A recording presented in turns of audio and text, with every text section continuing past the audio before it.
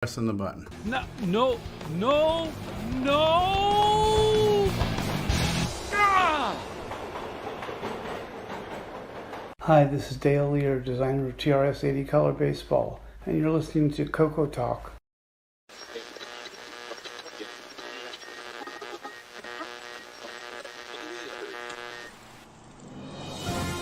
This is CoCoTALK, the nation's leading live talk show featuring the Tandy color computer.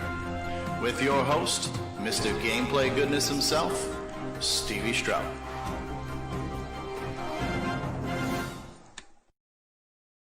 It's time to kill my playlist. That song might double back and play me some Temple of Wrong. Dungeons and Dagger and color baseball. None can hold a candle to the greatest of them all. Nightmare Highway. Nightmare Highway. Sure, I love my Sailor Man. Firefall. Might go on a rampage for some super pitfall. Shanghai me into a game of rover demon attack. But sooner or later, you know I've got to go back to Nightmare Highway. Nightmare Highway. It's got a road. It's got a road. It's got a car. It's got a car. Dodge the furniture and you'll be a pop star. Well, okay, I guess I might as well admit, to tell the truth, this game really ain't worth it. Nightmare Highway. Nightmare Highway. I used to bow down to the Donkey King. Grabber and Cashman used to be my thing. Megabug, Buzzard Bait, Sea Dragon too. But none of them can satisfy as much as you do. Nightmare Highway. Nightmare Highway. Nightmare Highway. Nightmare Highway. Nightmare Highway. Yeah. Yeah. Oh man, the best acting I ever had. Oh, that's awesome. Thank you so much, man. The power of Terry, ladies and gentlemen. These guys are great. This whole thing was a crowdsourced event. That's right. The power of Terry compels us. Wow, here we are. Yes. Ladies and gentlemen, we're here, CoCoTALK Live, episode 237, the CoCoFEST Hangover Edition. We're all still getting our bearings back. We've got a great panel. We've got things to talk about today. You guys all look familiar. I'm used to seeing you guys on the internet, but now I can say, hey, I saw you last weekend in person, Mark Overholzer, our resident Apple guy. Saw you in person. I saw Rick Yulin. He was there. And you were there too, Mark B. And Auntie M was there, and Toto too. Ken Waters, Canadian Retros Things, welcome to the program. L. Curtis Boyle, Rendezvous. In the live audience, ladies and gentlemen, it's Nick Marotta. Nick Marotta, it's... Nick Marotta. Nick Marotta's in the live audience. Rendezvous is here, president of Glenside Color Computer Club. Jim Brain is here. Hello, Jim. You're muted, but welcome. My roommate and snuggle buddy Grant Leedy is here. Hey, Grant, how you doing? You missed me already? No, not at all. You know what? I don't think I farted once in the room this time. I cut you some slack. So we had clean air all weekend, which was good. I saw you live and in person at CoCoFEST. Jason, the Coco Man Reichard, how are you? Howdy, howdy. Howdy, howdy. And hopefully you won't file any copy strikes against me for airing your YouTube video live on my channel. Maybe set up a hate site. Who knows if I'm lucky. John Lowry was there. I saw him in person. Hey, John Lowry. Hey, everybody. All right. Mr. Dave 6809 is here. Hey, Mr. Dave. Hey, guys. And Alan Murphy is here. Hey, Alan. Howdy, howdy. He wasn't in person, but he wasn't live. He was on Memorex. Nick Marentes is here. G'day, Nick. G'day, everyone. I saw him live at CoCoFEST last weekend. Brian Weasler. Hey, Brian. Hello. Hello. Hello, hello. James Diffendaffer is here. Hello, James. Hello. And while he might not have been there in person, there was no shortage of David Ladd impersonations going on this weekend. David Ladd, are you excited to be here? David Why, Ladd. Yes, I am, everybody. How are you doing? Ooh, we are so excited. I got my Diet Dr. Pepper and water. Oh, it was a great fest, David. You should have been there. Where is my Diet Dr. Pepper? I got my sandwich, but no Diet Dr. Pepper. I do not know hint, that. hint. Do not know that. I'm your guest host this week, Stevie Stroh. And we will go ahead and kick off the CoCoFEST wrap-up show with the president, who needs to unmute himself. But President Jim Brain, how you doing? I'm doing fine, and I thank you all who were able to attend in person, and those of you who were able to watch the live stream presentations and the no minimum bid auction, which was quite impressive this year. I'm glad for all of you who attended physically or virtually. We had a great time. The venue was awesome. I'd love to get some comments from folks in the panel who were there, but I think the Elk Grove Village location was, Heron Point was awesome, but the Elk Grove Village location is attached to the conference center, the hotel, and so it's always nice to be able to come down and visit your Cocos in your fuzzy slippers. So, what did everybody else think about the venue, I guess, or the show? I'd love to hear some comments impromptu if you could. Loading of the room directly from your vehicle. That's right. That was a big deal. Any others? Yeah, the room was huge. That was great. Huge. Plenty of room. It even looked bigger just because we didn't have as many humans in the building as we would have liked to have without the Canadian and all that kind of stuff. But the space is great. So come May, get your tables, get your exhibits, and there's plenty of room for everyone. Yes. How did you get all that quality stuff for auction? You know, that's interesting. So obviously people donate stuff, as years go on. And I think the challenge has been that every year, they've not necessarily auctioned everything off, or some things came right after the show, whatever timing wise and whatnot. And so folks would from the club who were in the Chicago area would put them in totes and store them away in the garages. And so when we started talking earlier this year about the auction, I started counting up how many people were storing things that the club technically owns. And a lot of it was auction materials. And there were a number of the members who said, well, I've got 10 totes in my garage. I got X number of totes in my spare bedroom or whatever. And so we had an opportunity to take some and clean them here in October, get them ready for the show. And I said, let's everybody bring their tubs or totes of stuff to the show. At the very least, we can see what all we have and whatnot. Well, when it came there, I know some of you had a chance to look at the auction kind of presentation room, the room opposite from the presentation video area. And we kept having to add tables. There was just more stuff. And then of course there's things that people brought to the show that were auction as well. So it was just a culmination of stuff that's been collected over the last few years. Probably some of it's probably I'd say up to 10 years it's been in the collection. And I think I made an executive decision that unless it's something that's very rare that the club doesn't already have, that we conceivably, would want to use or maybe loan out, or there's some particular attachment that the club has to that, we really should get those things in the hands of folks who can enjoy them. And so that's the reason there was just a lot of stuff on the auction. There was technically more things on the auction than I would normally want to have go in a given year, but it was nice to be able to start from it was nice to be able to clean house.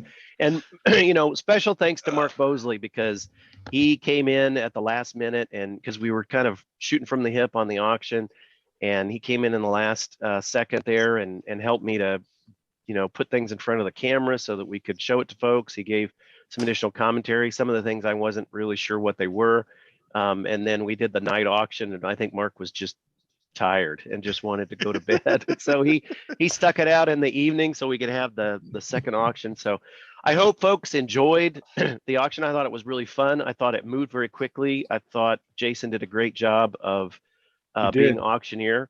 He was great. So I thought it was really cool. I would like to do maybe about, I don't know, maybe a third to a half of that amount of auctioning in the May event, but definitely I would like to do what we did, the structure of it. I loved it, and I want to do it that same way again, because it was so much nicer to have the stuff laid out in another room. People could take a look at it. They could kind of see what it is that they were interested in. And then we just brought the camera in that room, and Jason could talk through it. We do need to do a little bit of things with the audio so that I can hear all the questions that are being asked. But other than that, I thought it went really well. How much leftover stuff do you still have for future CoCoFest, out of curiosity? Well, that was the thing. My goal was to be at 0 when we finished the auction. We do get quite a bit of auction stuff just every month. People call and they say, hey, I've got, a system that's such and such owned, and they've moved into an apartment, they can't keep it, or somebody says, hey, we're not able to use all this material. So we do get quite a bit of auction material, on a regular basis. So my goal was to be completely down to just the bare minimum of boxes. We started out, I think there was like 38 or 40 totes of stuff that we had. I know, it was a ton.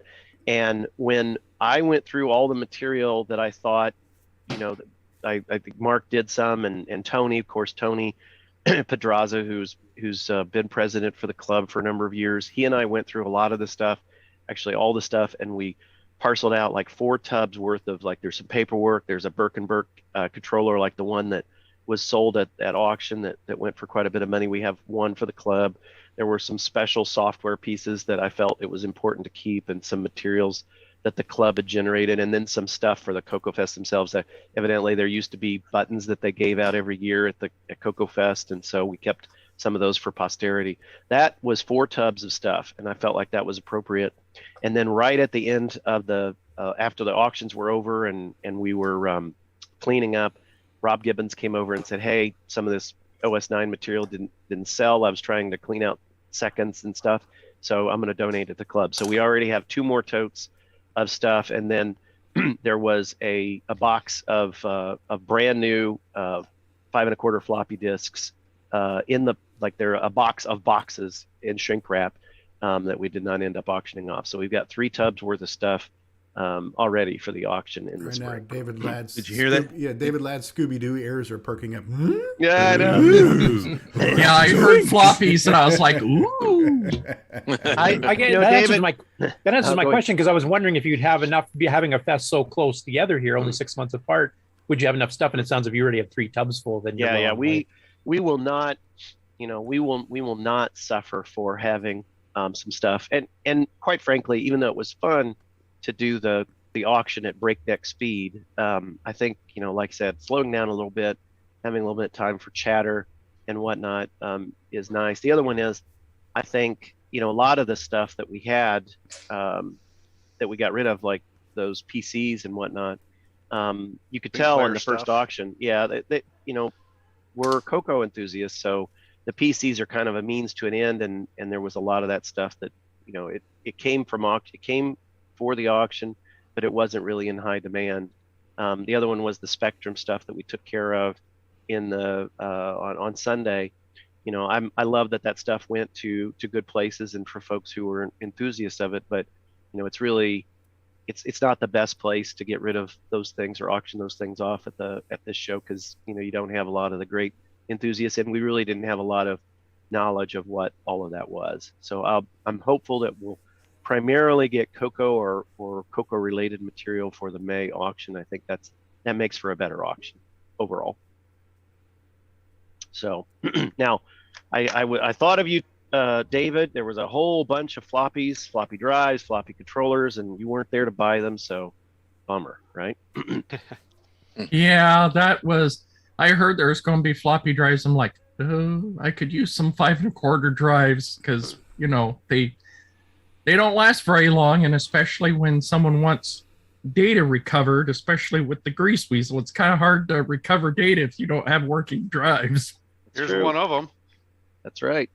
Yeah, right there. Wow. Is that one of the that's a IBM full branded height. ones? No. Yeah, this one of the CDC ones though. Okay. Yeah, we had half height, we had full height, we had 3 1/4, we had 5 or 3 1/2, we had 5 1/4.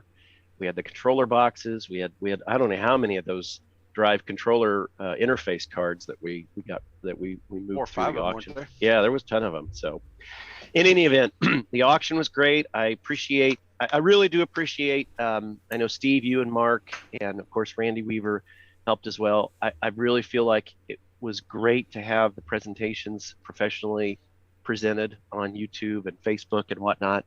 I wasn't able to view them all during the show. I was running around, and so it was nice this week to be able to go back and take a look at some of the presentations that I wasn't able to catch in their entirety.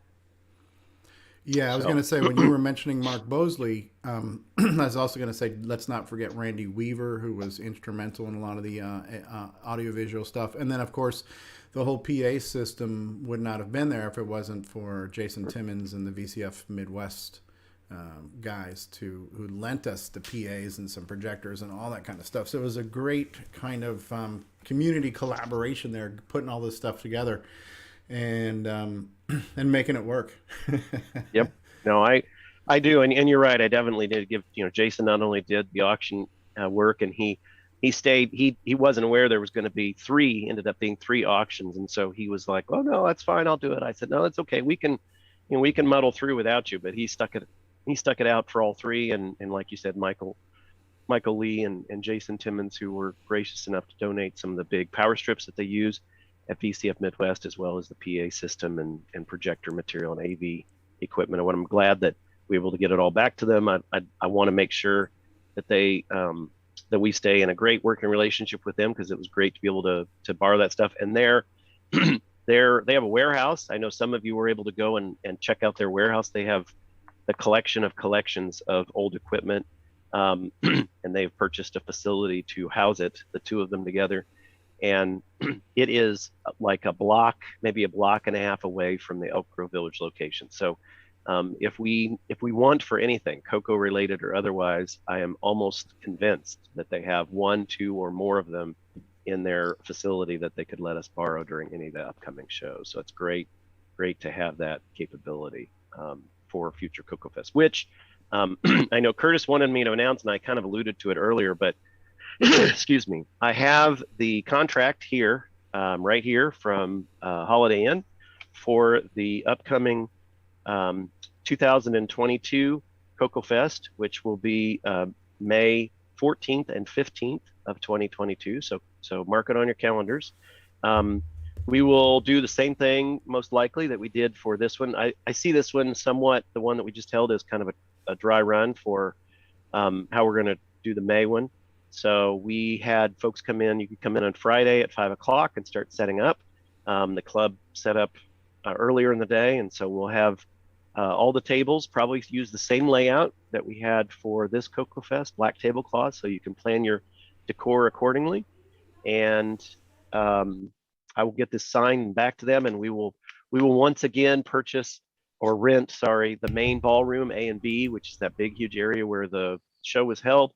And then we will also rent the 2 side rooms that we used for this CoCoFest. And we'll have obviously the foyer area where we did registration. So it'll be set up, I would think, almost exactly the same as it was for the previous, or for this just recently finished CoCoFest. So we'll definitely have one in 2022. 14th and 15th of May? 14th and 15th in May. And Jim O'Keefe was nice enough to scare me to death, but then caught himself. It is not on Mother's Day. It's the week after Mother's Day. So I was not going to put it on any particular holiday where people would have to make difficult choices, especially with significant others. So it will not be on Mother's Day, but it will be the week following. Yeah, it was a great show from watching from the streaming, and from I think the only thing that we would maybe mention to improve, and like you said, it was dry run and new facility, everything else. Mm-hmm. Was that for us that we're doing remote seminars, and I'm sure we'll get some of those in the future too, for people who just can't travel across continents. Right. Is it was really hard to hear audience questions, etc., because of the there wasn't enough mics, or people had the mic off with somebody else and they were talking to the background, which obviously in the room they could hear just fine, but us people in the stream were just hear, so that's about the only improvement I can think of. Otherwise, it looked like the show went amazingly well. I think that is probably, it's not something that's specific to CoCoFest. I think it's just this idea of doing having folks on a conference call or having folks not physically present. I think one of the things we'll have to have is we'll probably have to have somebody who's kind of the in-room moderator or something. And so if a question gets asked and the person didn't have the microphone when they asked the question, then I think the moderator needs to essentially repeat the question so that you guys hear it and then you can respond to it. I was going to suggest either that or something that VCF has done on some of theirs. I've seen just on some of their videos is that they'll have a mic stand, at the back, and then people just walk up and get in line to ask questions. Right. And so then the challenge was we had to, and when I say we, it was mostly Randy Weaver and Mark B, but this whole AV had to be cobbled together, and we didn't know what the ins and outs were, and we had the challenge of most of our presentations being on Zoom.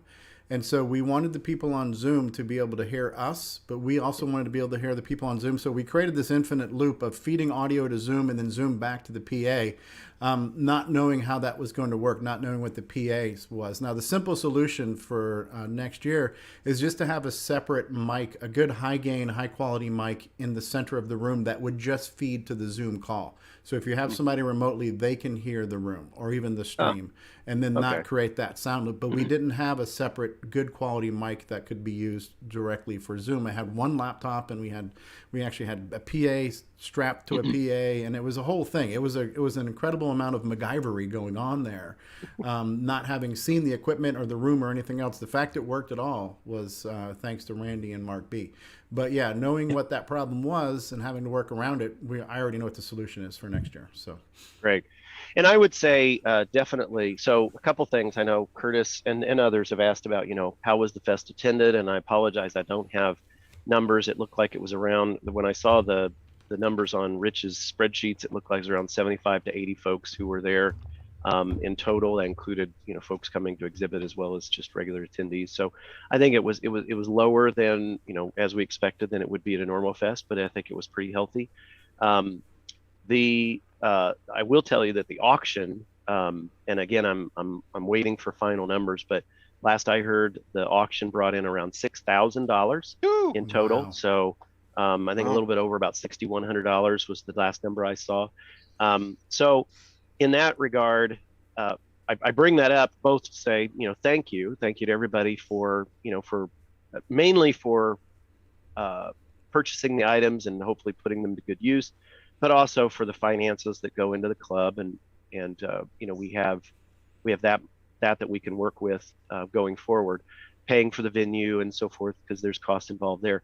But I think those things like a high gain mic or whatnot, I absolutely think we should go ahead and consider purchasing some of those items to put on future CoCoFest and just have that be part of the club material. I know Randy had talked about us purchasing some of the equipment that's also equipment for VCF, the Timmons and Lee stuff. I'm kind of half and half on that, because I do like the ability to kind of use material that is already available in the community, as opposed to just purchasing things just to have our own version of them. The other one is that if we buy a high gain mic and VCF didn't have one, we could reverse. We could share it with them during VCF Midwest, because we normally wouldn't hold our event at the same time that they're holding theirs, and I'd like to be able to, kind of have this sharing thing go both ways. So, but definitely, I do want to know if there's stuff that we need to purchase in order to make the fest work better. I think it's reasonable to use some of the funds that we have and take advantage of those things. But definitely, we did make a profit. I know a number of people are like, did we fund enough to have another CoCoFest? And the answer is yes, we absolutely did. So there's no worries about finances on the 2022. Two things I would like to mention is, first of all, I will be taking charge of the CoCoFest for next year. So if you have any questions, concerns, reach out to me. I finally do have a Glenside. Thanks, Stevie. I do have a Glenside email account finally. Thanks to Eric. He got me hooked up with that. Also, I will be sending out a Survey Monkey survey as soon as I can figure out how to get everybody's email addresses that went to the fest to also ask for your opinions on how the dinner was. One of the biggest things that I've heard that was a major improvement over previous years was the registration. Good job on the registration. That was painless. So, so wait a minute, Grant. You're in charge of CoCoFEST now? Yes, I am. The Glenside last CoCoFEST. So maybe would this might be the actual last CoCoFEST then? No, it will not be. But so be looking for your email on that, because I'll probably be hopefully try to send that up this week. So, because I think Jim wanted me to put something together for everybody. One other thing too, what do you guys think about dinner? Was the meatloaf good? And the brisket too. Yeah. I like the meatloaf. I know some people I know meatloaf, that's a controversial opinion, but I enjoyed the meatloaf. It kind of had like a barbecue type glaze to it, but I also enjoyed the brisket. I just had a little bit of everything. I enjoyed most of it. I didn't try the meatloaf because I'm not a meatloaf fan. I did have the other shaved meat that was freaking amazing. I think my only suggestion is have two color meats, like a red and a white. So either have a chicken or a pork and a red meat for some like variety, wine. Or a fish. Try the fish. So I think those were both pretty low on the list, though. For on the survey, if I'm not mistaken. People voted. People voted.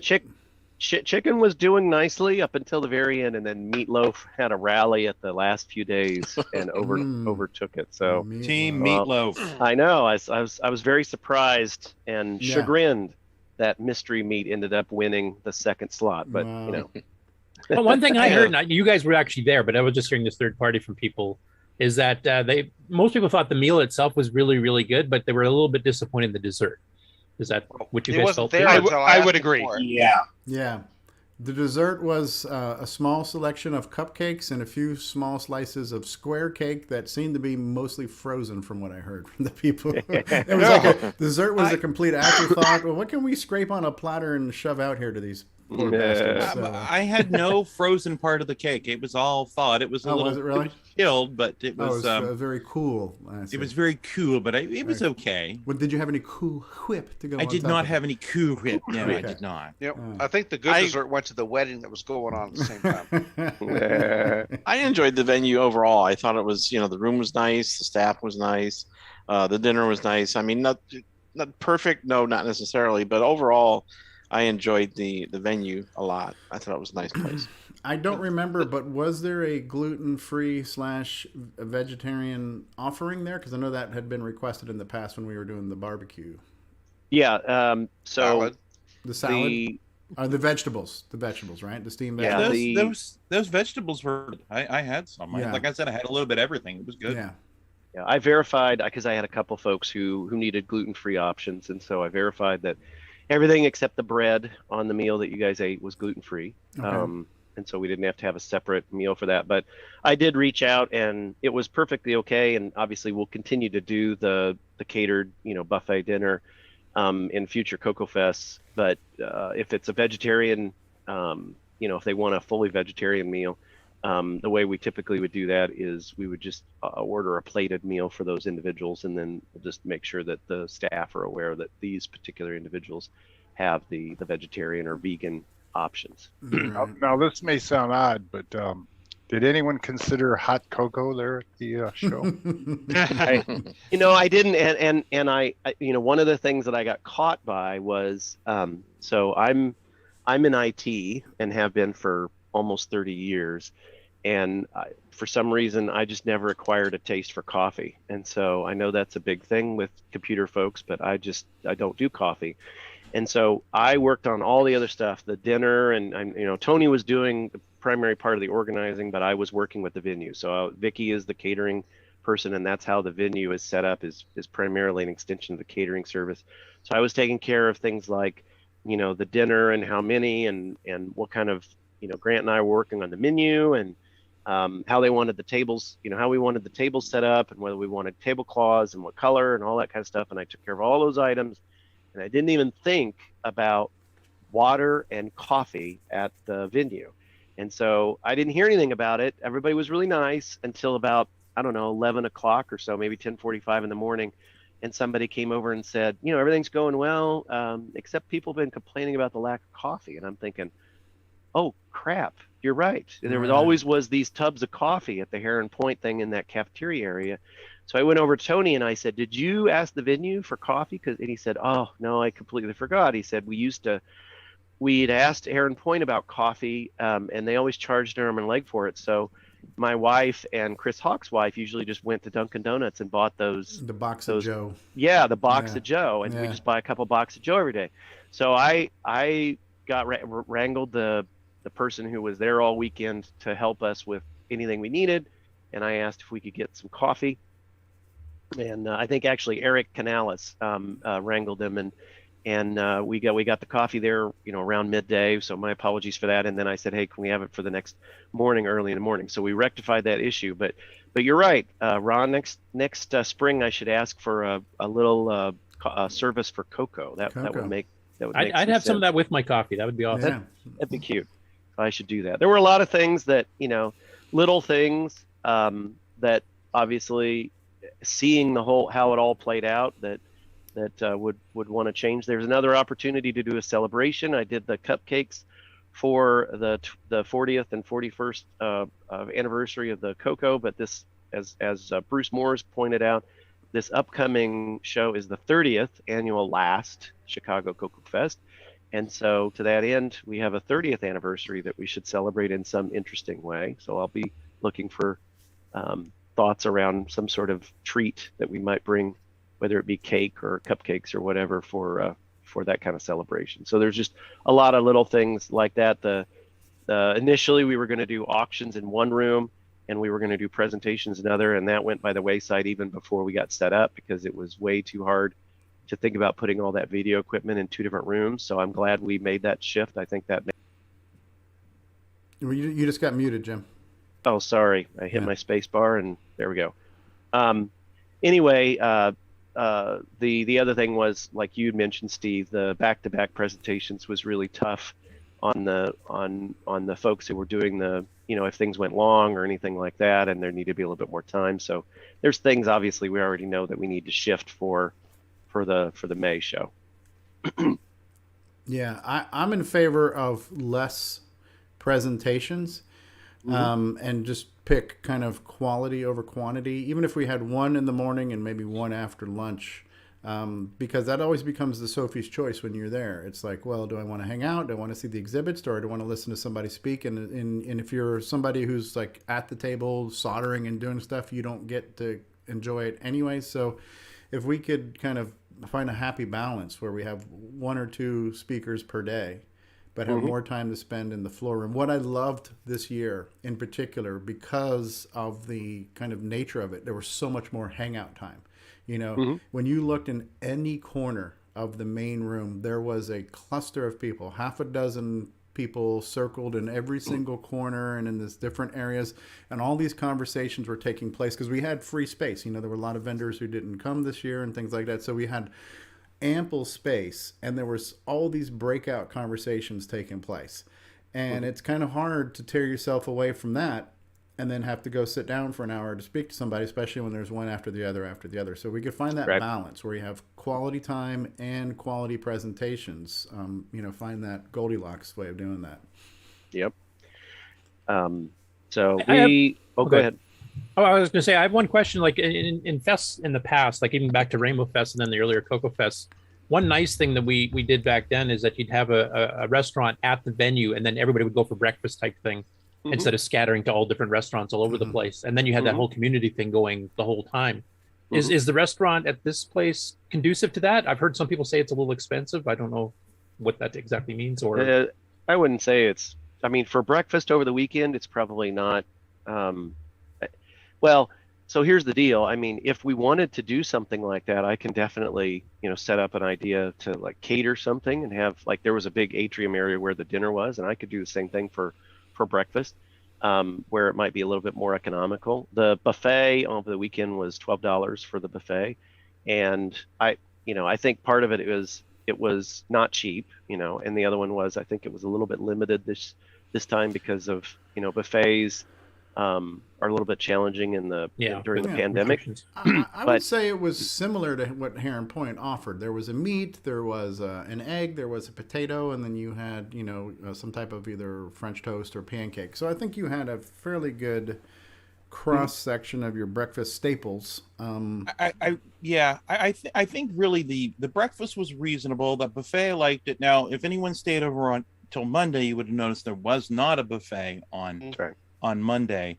But I didn't think $12 was all that unreasonable. The only thing I didn't really care for was the beverage options. It was basically coffee or orange juice. And I don't feel bad, Jim. I've never acquired the taste for coffee either, and I like orange juice, but orange juice doesn't like me.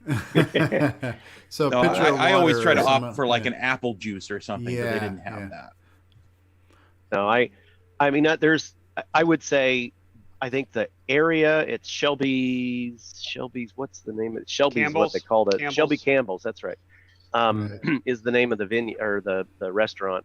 There was a big area in the middle where you could put a bunch of tables together and have, and then there was booze that went all the way around. So there was plenty of space to have a big contingent, and that actually happened on Sunday for lunch. Yeah, there was Sunday we ended up running late to John Strong's presentation, so everybody settled in there at once, so it took a while for people to get their food and to eat and to get out. And it wasn't They had terrible. awesome hamburgers. Oh, the food was great. I tried something different each time. So I had a burger, I had a chicken sandwich, I had chicken wings, I had a little bit of everything. The food was great.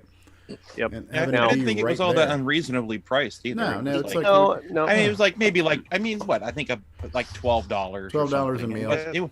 Yeah, 12, $13. It wasn't that bad, I think, considering the area and everything. I thought it was and the reasonable. quality It's of the McDonald's. food. Yeah, the quality of the food. It's not Wendy's or McDonald's prices. Right. But I thought it was quite reasonable. And it was very convenient to not have to leave.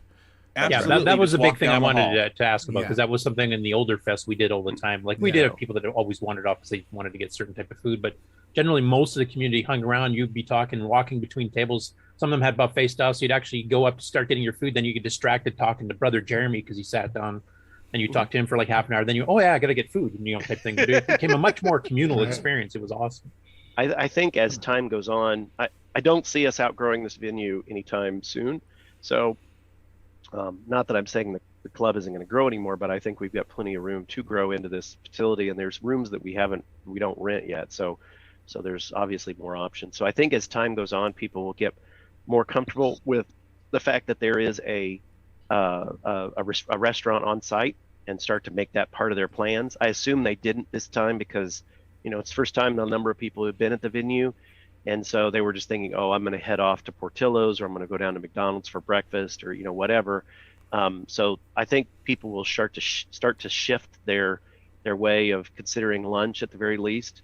And maybe even breakfast, and so that probably will become more of a thing. But the venue or the restaurant was conducive to that, and it sounds like the prices weren't unreasonable for folks. I mean, it's hard to tell what people think is economical. The quality $12 was actually quite good. I just somebody said it was expensive. Like it sent me a private message, and I thought, I was thinking maybe they're charging like $20 a plate or something.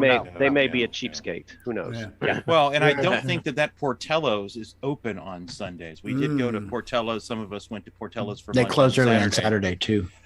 And but it's kind of more of an industrial area than quite industrial, but it's more office park, and there's not more like business hours type thing. More business type places there. There's not like I know I went to Walmart and I went to Target on different occasions, and they're not just right down the street. They're like 15 minutes down the road. So it's a little. One thing that I liked. Go ahead. I was going to say it's good there's things on site, because once you leave, you're leaving the site. You're going to be driving a little ways for something. Yeah, there is a 7-Eleven right next door. Yeah, But other than 6 feet away from the building's a 7-Eleven. I enjoyed one of their fine sandwiches on Friday night, I believe. Mark, what did you have? Oh, the 7-Eleven. I mean, 6 okay. feet from the building, there's a 7-Eleven and a gas station. So that was greatly appreciated. I will say the most it's a nice venue. It's not, it's not a brand new venue, but the floor coverings had kind of an 80s vibe that I thought was cool too. So so that was kind of It had kind of an added 80s bonus. smell to it as well. So. Yeah, it did. And different heights, depending on how many floors have been. That's right. I had taken a picture of the main room where we had the fest, and had taken and posted it to Facebook, and my mother saw it and go, "That's some wild carpet they have in there." It was definitely, not for the faint of heart. But even though the venue was really nice, I know many of you wouldn't know this, but it was very nice to be able to interact with the staff. They seemed genuinely happy we were there, and that wasn't just because of the pandemic. I think Jason Timmons, who used to run VCF Midwest there, he said they've always been really flexible, happy to assist and accommodate and so forth. I know I needed extra tables that Friday as we were setting up, and the guy was like pulling them out almost as fast as I could comment about them and getting tablecloths on them. And when we, I goofed up and I didn't get the coffee, and he managed to fix that for me real quick. And so it's nice to be able to work with folks that are, don't see you as an irritant, like, oh, well, you're just a retro computer club. They were excited to have us. And in fact, not that I'm necessarily, suggesting that we as a club try to take on more things, but Jason indicated that the Elk Grove Village Holiday Inn ping him every once in a while and saying, hey, is there like another thing that, because they're too big now to do their main event in this facility anymore, but it's a nice facility, it's nice size. And so I've been trying to think with him over, is there something else that's like a mid-year or late year or something, alternative thing that would also be able to take care of the venue? Because having a venue that's willing to work with you and put something together at an economical investment is really worth a lot, especially in this space. Well, you're actually doing two CoCoFests within 6 months, so next November. Yeah, I know. So if there was something that was, I don't know. I was thinking, one of the things I've always thought was really cool is Kansas Fest, which is this week-long thing for the Apple II crowd. And a week-long thing may be a little long, but it would be, one of the things I thought is it would be nice to have, sometimes I don't have enough time to focus attention on putting a lot of effort towards a project. And it would be nice to have a time where you could set up at a table or tables and have a bunch of people who are there to help you kind of do various things. You could get together with almost a group sounds or like whatnot. a maker fest. That's right, like kind of like a maker fest, but not necessarily. I mean, people from the public could come in, but it's not around showing off things that you have done. It's more of like taking time to create new things with people there to either provide moral support or, hey, I'll do the hardware, you do the software, and we'll collaborate right at the show or right at the event, and have it maybe a 3 or 4 day event, and then take a few days off of vacation, get there, do a Thursday, Friday, Saturday, Sunday, and hopefully put, take those, whatever those 96 hours are and make something really cool, like new drivers for OS 9 or some sort of hardware project or whatever, be able to just focus some genuine time on something, especially around people that are saying, hey, I'm here for you, as opposed to all the other millions of things that tend to take my attention away when I'm at home. Sounds like a CoCo workshop. I know. CoCo workshop.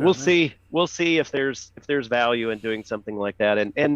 And my view is it may not be something that's just CoCo related, but I actually like that idea, and I'll tell you a perfect example of that is, like, for me, VCF Midwest is just that, where honestly I go there, the Factors of Vintage show is kind of white noise backdrop for me. I'm going there to see my friends and hang out and just shoot the shite, right? Yep. So to have that kind of just get together, that kind of communal vibe is really cool. And I'm using this year as a perfect example too. If we had no presentations and we had no auction and we still had that same 75, 80 people there just hanging out and those kind of clusters of conversations going on, that's a good time too, to a computer nerd, just to be able to talk to other people who speak your language. And I think people would, I know I would, I do. I go away for a weekend to have those geeky conversations. So I don't think having a auction-free, speaker-free CoCoFest type event is a terrible idea. I think it's a great idea. Well, definitely they've got, there's a venue, and they're obviously looking for additional things to plan out their calendar. Count me in. Count me in. Okay. So yeah, I was thinking the same thing about attending VCF. Yeah, it obviously sounds like I'm, jumping ship if I tell people I think VCF Midwest is a great show, and I highly encourage everybody, if you can get away to go to a show in the fall. Normally it's held in September. It is an excellent show to go to because it does have some of the other VCFs are more of the presentation and speakers and whatnot, and VCF Midwest, although they do have speakers and presentations, it is more of what Steve's talking about. The VCF Midwest, and I know I've told people this, and I don't want to spend too much time on it, but VCF really Midwest kind of grew out of what used to be called the Emergency Commodore Computer something ECC. I forget what the expansion was, but essentially there was a computer show in Chicago that the club that was running it dwindled down to too few people and decided to not put it on.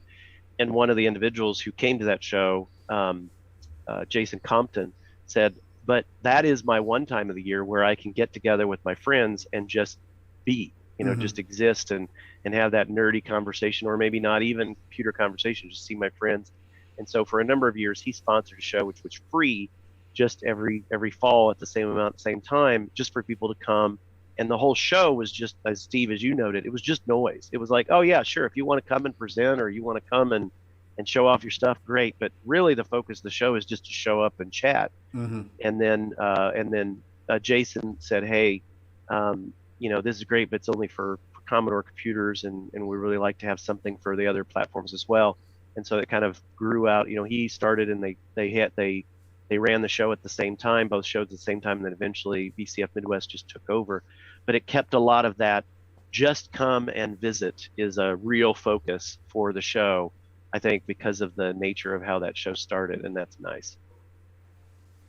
Yeah, definite hangout vibe. Yep, absolutely. I've been to 2 now. It's good fun. Although the best part is usually having David Ladd there the first time I was there, and him geeking out all over all of the YouTubers that were there. Right.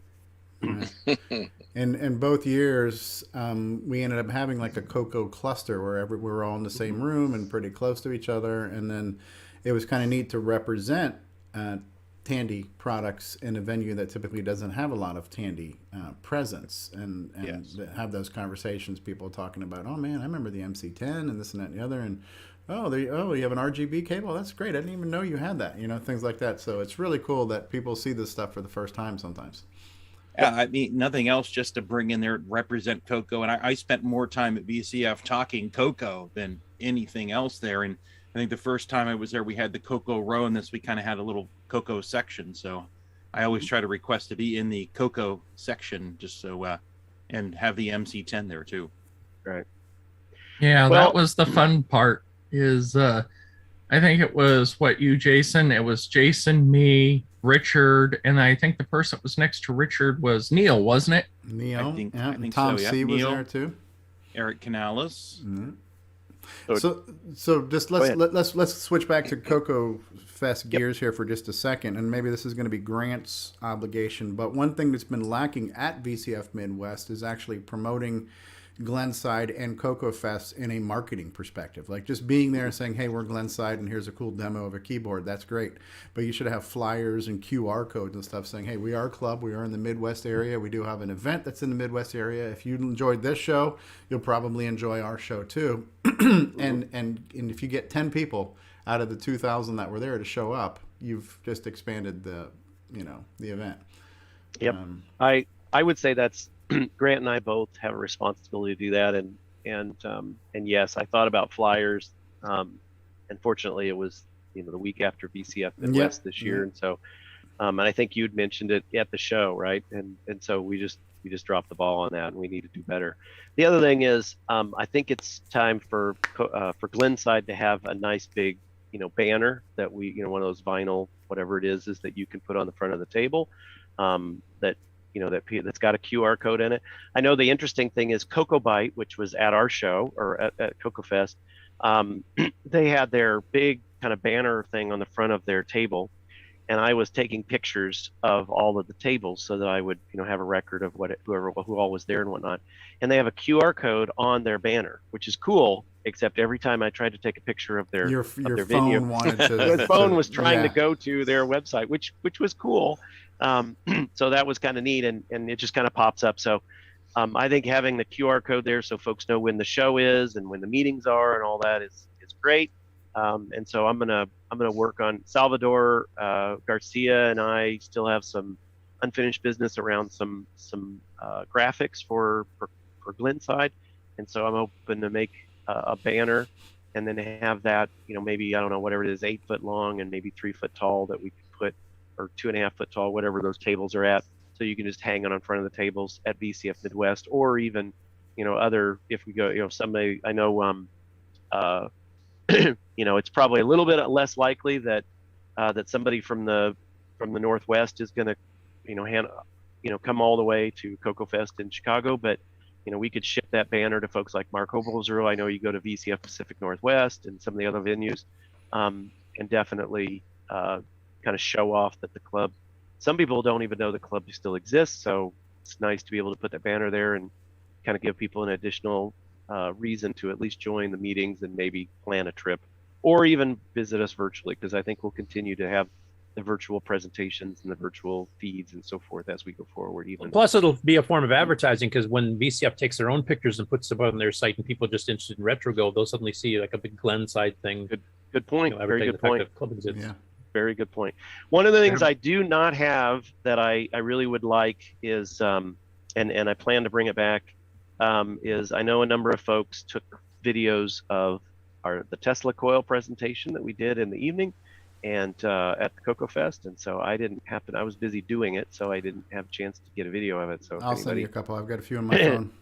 Good. So that would be great, because I know that was there was a ton of people that wanted that, and it was a big draw while we were performing it. I need to get Brian Schubring to get some more CoCo related music set up for it, so that we can have maybe a Tesla CoCo multimedia presentation. Yeah, orchestra presentation there in the evening. Do we have a MIDI version of Nightmare Highway for that? Yeah, that's a good point. We need one. Hey, Jim, are they going to set up like a Facebook album or something for this so that we can contribute photos? I will put one out there. Let me write myself a note to do that. I have a few. I can do that too and tag that. Yeah, we should have one central album where we can all. Yep. Let me do that. For those who are on Discord, I did post most of the pictures from my phone to the Glenside Discord channel as just kind of a running tally of what was going on. It looked excellent. Yep. So if you were able to attend virtually, and you have a chance to come in person in May, please try and do so. I think it was great, and it'll be even better, obviously, if we have more folks to collaborate with during the weekend. Yeah, it was a great event. Great job, Jim, to you and everybody, all the organizers and folks from Glenside and everything else. Excellent event. Cool. The venue felt right. I would have to say, of all the CoCoFests I went to this year, this was the absolute best. Well, that's because I was there. Oh, yeah. John Lowry was the big draw. Of all the CoCoFests this year, this is one of them. This is one. That's right. Yeah. Hey, Jim, make 2 banners. So if you send one, you're not stuck. Oh, yeah. By the power of making sure that I have 2 of them, so that we always have one available. Fair enough. Well, job. That was all I know of at this point. If I get more information, I will share it on Facebook and Discord and so forth. Yeah, it was an absolute smash event. It was a good time, great weekend of just hanging out. It was a busy, exhausting, non-stop roller coaster ride, especially for myself and Mark B and Randy Weaver and you and Jason Timmons. So a lot of us were, the showrunners, so to speak. Mm-hmm. But it was fun. It was worth every minute of it. You're up at 7 a.m. You're going to bed after midnight. We didn't have, well, at least I wasn't awake for them. There weren't the 2 to 3 a.m. lobby hangouts like there were at the Heron Point, but maybe it's just because my ass was too tired to stay up that late. But I was midnight. We're going up to the room and I'm exhausted. But that was one fun thing too. It was like a Friday night hanging out in the lobby till 2 or 3 in the morning. type thing. I don't know if that took place. That Saturday night, I saw there were a number of people that were in that atrium area at about, when I finally closed up. There were a number of folks still out there. Friday night, I don't know. I don't know if it wasn't Friday night. There's a nice area for it, and in the future, if we want to, I got the key for the evening, or for the weekend for the room, so I can leave them open, or whatever. If folks wanted to keep the thing running, we've done that in the past for other shows, so people could play with the CoCos until the wee hours of the morning, until the last person decides to finally, we couldn't do that at Heron Point because the supervisor of the Heron Point building would kick us out at a certain time. But Mr. Cranky was there at 11:50. Yeah, he was. He was. All right, kids, it's checking time his to watch. get out of Right? here. That's right. I got my key ring here. I'm locking your asses out. Yeah, there was a show down in Cincinnati, or down south of Cincinnati, that I remember, where they just left the venue open all night long, so you could be in there. It was somebody was manning it all night long, but you could be in there all night long. So there might be value in that. I don't know. I'll be honest, like you, I was just beat by the time midnight rolled around on Saturday. I think I told everybody to basically get out. And I wasn't even too nice about it. So Well, I do remember the old days, like in the Rainbow Fest era, there used to be all these gatherings in some of the rooms. You'd have these little pockets of hardware people, OS9 people, DOS people, whatever. And those literally would go to 4 or 5 in the morning. There's a few times where I saw people did not sleep, and they'd attend like half a show and then go have a nap in the afternoon and miss whatever the afternoon seminars were. So I do see some value in that. Also, I want to mention Tom Eric Gunderson and in the chat there says, thanks for all the live streams. It was fun to follow from Norway. Oh, cool. Well, I cannot tell you how awesome it is to have those streams, both the live for people to view that, and ask questions, as well as, for those of us who just could not catch all of them. We were busy doing other things. As I know a few people were watching the streams at their tables too, which was also nice. Right, and the great thing is it's here for history. It is. It's this is posterity. So good stuff. Great event. Yep. One of the things I didn't quite understand this. I put up a show feed in the main show floor from my area, which is where the big console TV and everything was, and just did a wide swath of the show, and I had it on all day, both days, and it was mainly just to kind of give a kind of overall view of the show space or whatnot. But on Sunday, I came back and I had loaded up Restream's chat, and I have the text-to-speech thing turned on it for other reasons. And so there were people trying to carry on a conversation. So they'd listen to people talk through the stream, because I had the audio on Sunday. And then obviously it was delayed, and then they would text something in this chat, and then it would say it out loud through my computer, and then the people that were sitting there at my booth would hear it, and then they would respond to it. It was the world's slowest conversation that was happening. I know I had some fun with that once I realized what was going on. I sent like ooh, ooh, ah, ah, ting, tang, walla, walla, bing, bang, or something. So I don't know if I need to, if folks find that, useful. I know we have some folks that are like, oh, those feeds from the floor are challenging because you might be saying stuff that you don't necessarily want broadcast, and you're right next to the feed. But it seemed like everybody understood what was going on there, and so maybe if I just make it more prominent that you can interact with the people on the chat, maybe create a Zoom call for that or whatnot, so it's not so delayed, because it was just painful to hear. Yeah, it was like people. a 10 to 15 second delay. I know. People would answer, and we'd already moved on to another part of the. And I didn't realize for a minute what was going on, and all of a sudden I hear my synthesized voice on my computer start spitting stuff out, and I'm like, oh crap! I didn't even mean to leave that on, but it was evidently useful, so I just left it on for the rest of the afternoon. That was a very amusing mistake. I enjoyed it. Yes. Oh well, serendipity, and the console TV will make a return. So for those of you who. And the Laserdisc player, I think, may make a return as well. Everybody enjoyed watching Star Wars. I was so worried if the Empire was going to win or not, but it turned out that they. Yeah, I had money on this one because I really wasn't sure. Do you bet on the Washington Generals too, Steve? Oh yeah. So one of the nice things about the hotel, you were looking for things, is their internet didn't let us down. No, it didn't. It was really we had at one point Saturday we had 3 streams going. We had the main stream in the presentation room. Steve was taken care of, and I had a stream going, and then Brian Schubring had a stream from the north end of the show floor going as well. So the thing too is like when we were doing the auction, there was the camera that what I call the QVC cam that kind of zoomed in onto stuff. That was an Android device on Zoom. That was wirelessly streaming to the main room. Then there was a laptop in the main room showing the QVC cam up on the projector. That was a laptop wirelessly streaming on Zoom. And then there was my laptop that was taking all those conglomerates and streaming them out to the universe. That was another thing that was streaming. So there was multiple Zoom streams going on just to present the main feed.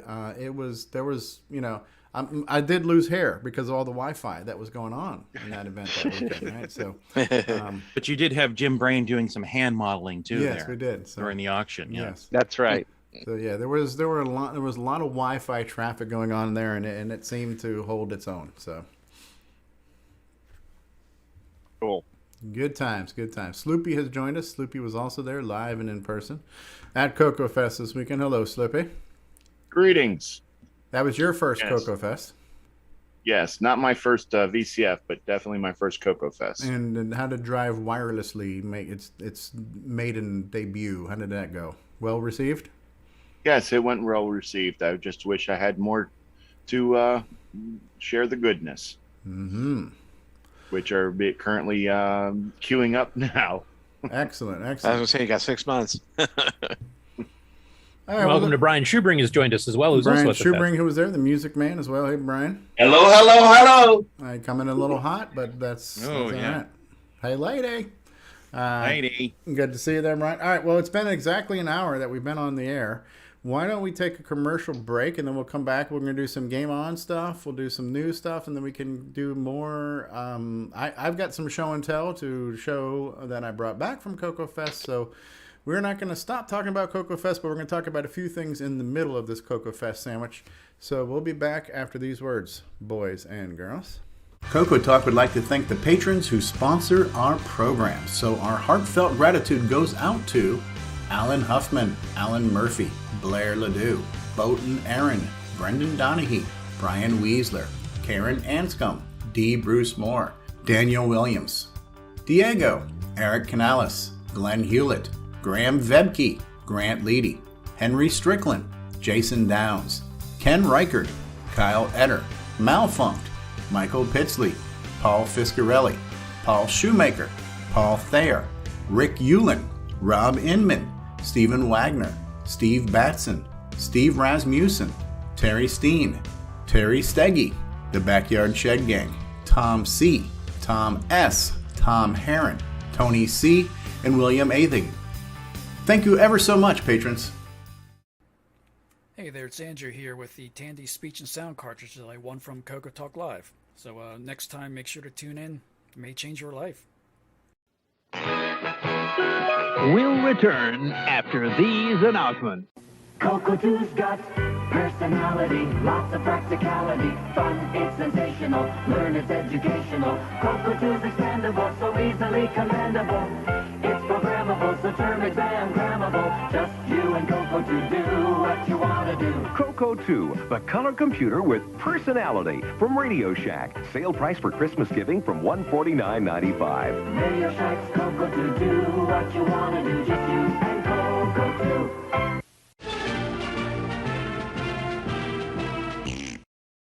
What's going on, everybody? The original gamer Stevie Stroh here, and I want to talk to you about amacoconut.com. If you love the color computer like I love the color computer, then you got to visit amacoconut.com, your one-stop shop for all of your Tandy color computer links needs. There you'll find links to blogs and podcasts and project sites and emulators and downloads and groups and communities. If you love the color computer, head on over to amacoconut.com. That's I-M-A, coconut.com. Tell them the original gamer Stevie Stroh sent you. Coco forever, people.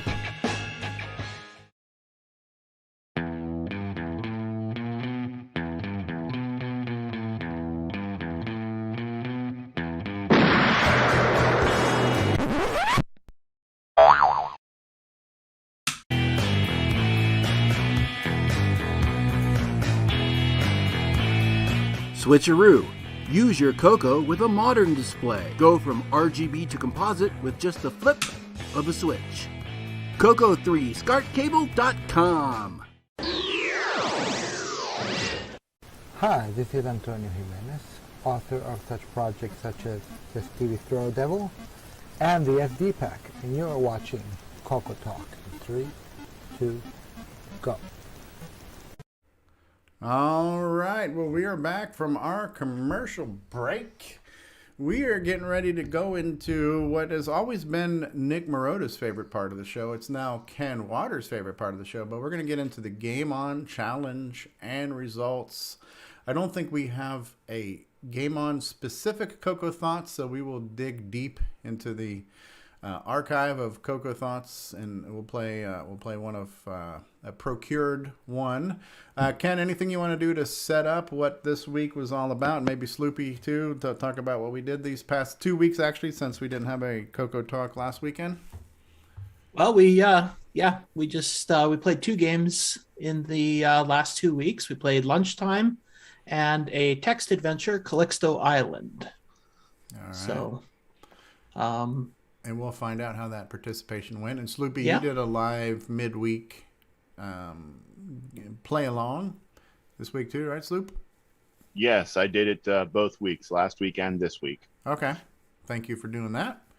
And all right, so we're going to go ahead and cue the CoCo thoughts, and then we'll get into the results, and we'll see how all that went. Daddy Burrito, how you doing? We met Daddy Burrito in person at CoCoFEST this year. All right, here we go. Let's get a little best of CoCo thoughts, and then we'll get into the results.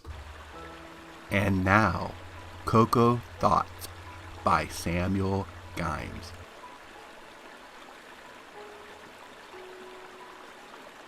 I know there was life before the CoCo SDC, but there was also life before indoor plumbing, modern dentistry, and antibiotics.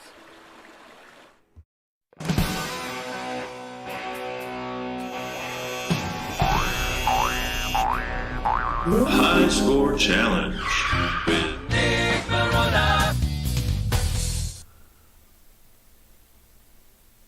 Welcome everyone to the results of the Game On Challenge for the last 2 weeks, where we played 2 games. We played Calixto Island and Lunchtime. There were a total of 9 players. And playing Calixto Island, we had Buck Owens, Canadian Retro Things, David Craker, Mikey, and Mr. Dave 6309. And in Lunchtime, we had Mikey with a score of 1625. Ron Delvo, 2025. Ron Delvo got into this, huh? Mr. Dave, 6309, 16,100. David Craker, 18,025. Canadian Retro Things, 19,350. Tasman Scott Cooper, 20,975. Jim Rye, 36,600. Buck Owens, 207,750. And the number 1 score this week, rolling the scoreboard over with a score of 1,105,675, was Brian Walsh. Thanks to everybody that played in the last 2 weeks, and we will see you next weekend. Wow, 1 million 1 million points. Wow. Yep. Sloopy pointed out that he played too, but I don't know, did he not make the list? Or did he not I didn't turn in see a his screenshot? score on the... Did you not put a score up, Sloopy? Or I don't know if I posted the video for Calixto Island, but I'm pretty sure I did on the thing on the Lunchtime. Yeah, Lunchtime. Oh, I missed that. I am so sorry. I will go look and see if I should be shot or if we have to beat you with a wet noodle. I would just fire the guy that's making those videos for the scores. So Right. Well, we know Sloopy played because we watched him live stream twice. Right. Yeah. I call speaking for a of- full investigation. Yeah, because I lost my Invisiclues when I played this week. and I had to fumble through it. I had Invisiclues, Curtis edition. Mm-hmm. And here's some footage from. Let's see. This is from Buck Owens. On expert level, huh? Yeah. So, apparently, I mean, I didn't get a lot of time to play it, and obviously everybody was really busy with CoCoFEST, so not a lot of people had time to play the games this week. But on this one, as soon as you learn the pattern of the bad guys, it was pretty easy, apparently. So that's one of the reasons Buck Owens and... So you kind of lure them all up towards the top and then you spray them. Yeah. They follow the same pattern all the time, so it's not that hard to be able to lure them to where you want them and get extra points. I like that you can walk right in front of the scores too. That's pretty good use of screen real estate. You know, it's like the scoreboard is part of the background in this case. Yeah. Pretty cool. So nice little split screen there too, where you see the capture and the actual system running. Right? Yeah, that's Buck's setup. It's a pretty cool one. And apparently it's quite different, this one, compared to the actual arcade game. Is you can get a lot of peppers, because you get a free pepper every time you get the whatever the condiment is that comes up. And yeah, you that's can like just your weapon. Yeah, you can walk around the screen and just fill your peppers up. Whereas in the real game, I think you can only get one extra one per level or something like that. But yeah, I don't remember you being able to stockpile too many. And in case anybody doesn't know, this is burger time. Well, it's lunchtime. I think that's why Ron Delvaux played it. I thought he was getting real lunch, and he just didn't realize it was a game. So. Are we talking about the restaurant at CoCoFEST again? Yeah, right. This was actually kind of cool too, because this was not the regular Atomics line. This was part of their cheap line, where they dropped the price of their games $5 to $10. So they had a in the mid '80s, a little bit later on, they had this kind of a split, and they used to have separate ads with a page of the cheaper games and then the big ones like Sailor Man and Donkey King. So this was actually a fairly affordable one at the time. Bargain basement games, huh? But yeah, I don't know exactly what the criteria was, because I mean they had some games in there that I wouldn't call bargain basement, like Color Car Action, which is one of Bump and Jump, is one of those as well. And Blackbeard's Island by Glenn Miller, of course, did more utility stuff and graphics editing stuff like Color Max and Color Max 3 Deluxe and stuff. And I mean, this was a very nice looking game. Yeah. Apparently not terribly challenging as once you figured it out. And well, for us mortals, it is. And the expert level isn't all that much harder than the beginner level, apparently. So good stuff. Though. Looks good. Yeah. And then we also tried a text adventure with Calixto Island this week. I don't have any game footage of that, but if you want to see that, Sloopy's got a couple good live streams that have lots of gameplay footage. Yeah, I didn't load up any of the live streams. Sorry, Sloopy. I was kind of rushed this morning getting everything ready. So, but yeah, it was a bit of an experiment trying out the text adventure. So I don't know. Yeah, what did and people it's not a strict text adventure. It's a text adventure with graphics. It's not a Sands of Egypt type thing.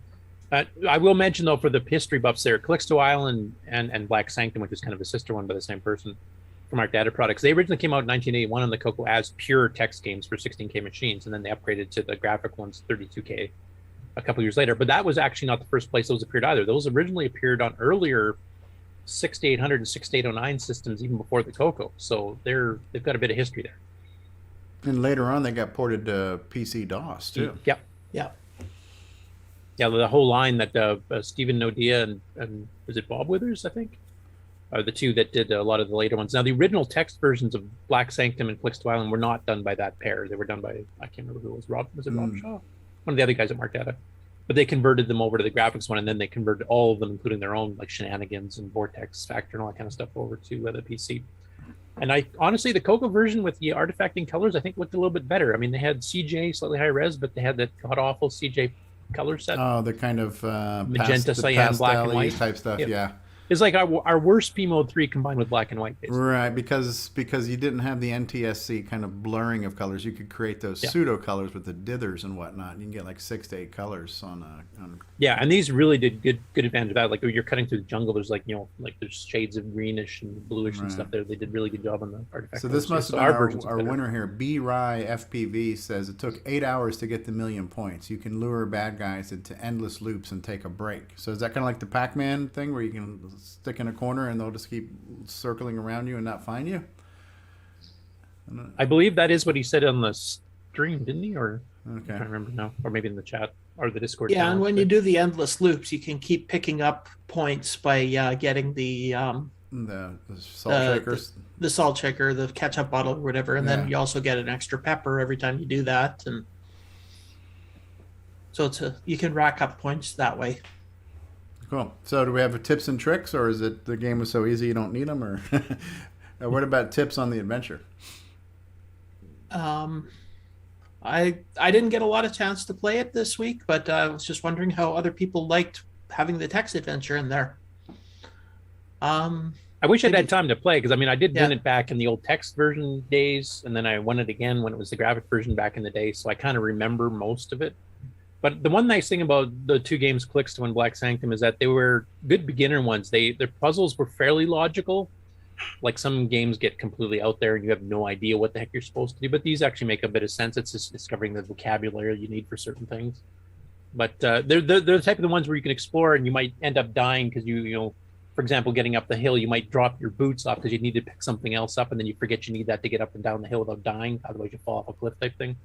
So once you kind of learn it, it's not a very large game, and it's very winnable within a couple of hours if you kind of pester at it type thing. Like I saw Sloopy, even when I wasn't helping him, was able to advance, and he'd figure out, I shouldn't have done this. I should have did this instead, and then he'd go back, and then he'd get further, and that's what you want in an adventure game. You don't want to get eternally frustrated that no matter what you try, you're always dying in the same spot. You want to be able to progress, and these are very good beginner adventure games for that kind of thing.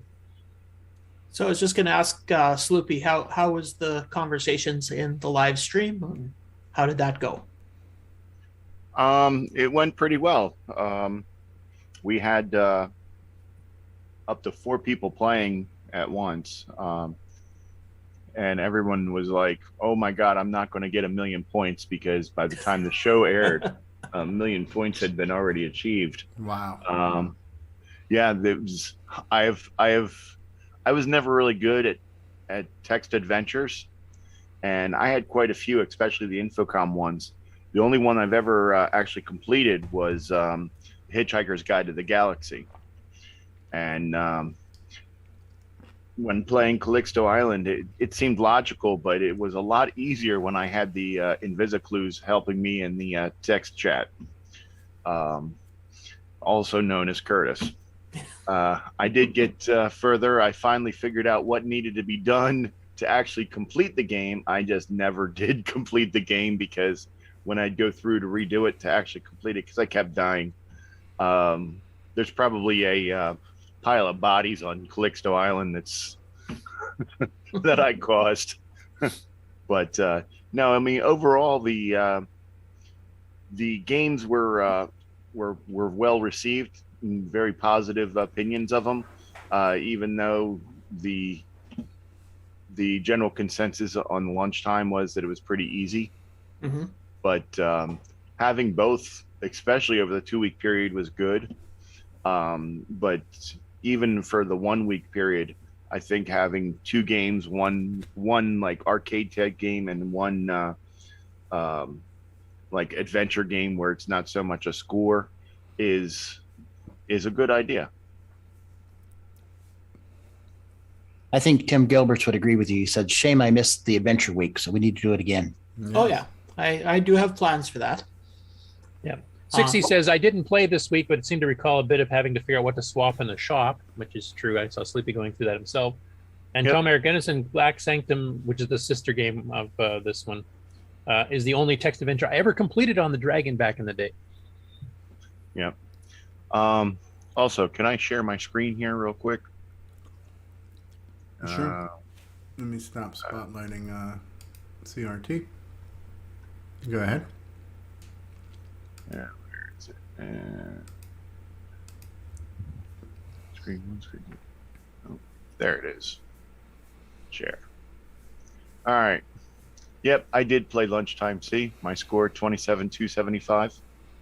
Okay. Well, you got to put it in Discord there. But, Go ahead. But I will give you a pass because I forgot to put it in the Discord.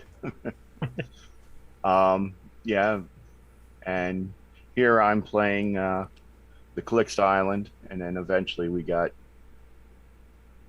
I can't find the exact when 4 people were playing, but here we had Chipmunky, Jim Rye, Sloopy, me, and also Exile in the Basement played too for a short period. But for most part, it was pretty popular. Here is, good Lord, I don't remember who this was. Yeah, but I was using the online version of Xfer. Yeah, I do believe this was, yes, that was Chipmunky that was playing the online because he was having issues with it.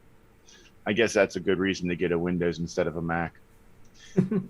And yes, Blue Burgers. That's probably why he was having problems. He was getting sick Yeah, that was the old from Moldy burgers. Burger edition there. So Penicillin. Yep. All right. And this week it was there was even fewer participants, but we still had a few. Everybody was still recovering from CoCoFEST.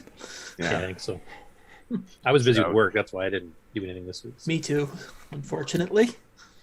Cool. Yeah, I was nursing a hangover from a 19-hour drive. Jet lag, right? Drive lag. Yeah. Well, on the way home, there was a dead stop in a parking lot in the middle of Ohio, and I had to sit and chillax in the middle of a 70-mile-an-hour highway doing 0 miles an hour. So. All right. Well, what's the game next week, Okay, Mr. Things? Let's see if anybody recognizes this. No, I don't. Do not. It looks like a Miner 2049er type game. That it is. But is that on the CoCo? Yep. CoCo 3 looks like. It's the CoCo 3, so let's see. Share, and here is the title screen. Revenge of the now I Mutant remember it, yep. Miners. Oh, is this for RS-DOS or is it an OS9 game? RS-DOS. Is it? Yep, it's for the CoCo 3. It's in the Usual places. Yeah, usual places. Okay.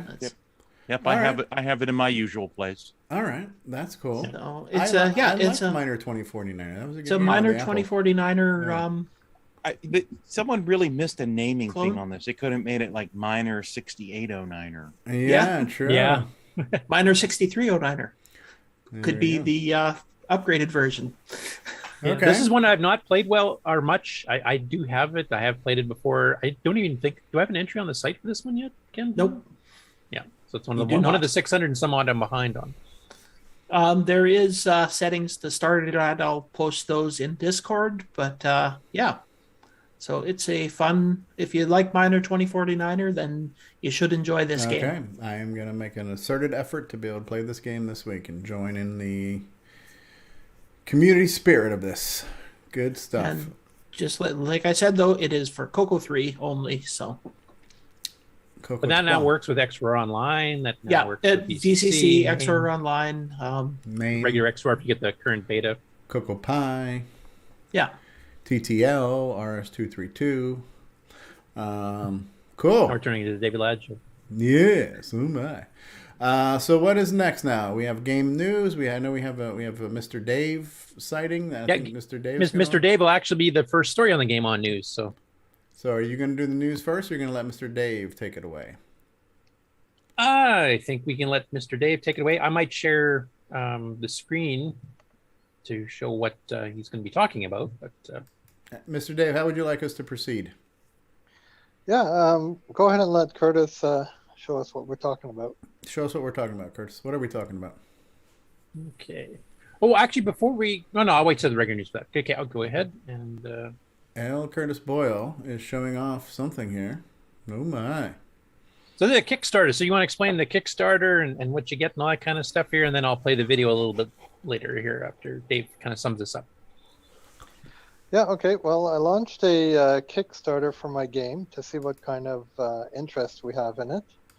And I think it's like $12 or something to get a basic digital copy. A little bit more, you're going to get it on SD card, and you can get your name in the credits too for being a supporter. What can I say? Well, maybe we'll let Curtis roll the clip, and then we can have a better idea of what we're looking at. Space Pirate Kimiko. Now, this music's not in the game, right? This is background music? No, it's in the game. This is in the game, okay. Yep. Is it loud enough for everybody, or should I turn it? You can turn it up a little bit. Yeah, I composed all the music for the game. We're working on it.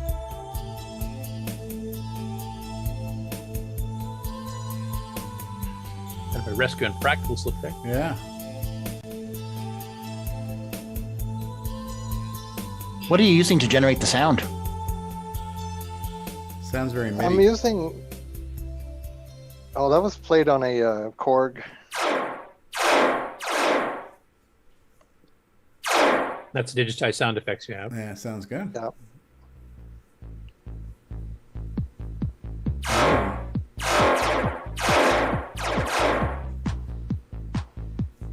Now, does this music play in the game too, or is this background music for the video? No, all the music plays in the game.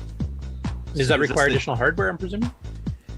Yeah, well, there was a lot of stuff I wanted to get in my game, and I really wanted this game to be the way I wanted it. So I went with VCC.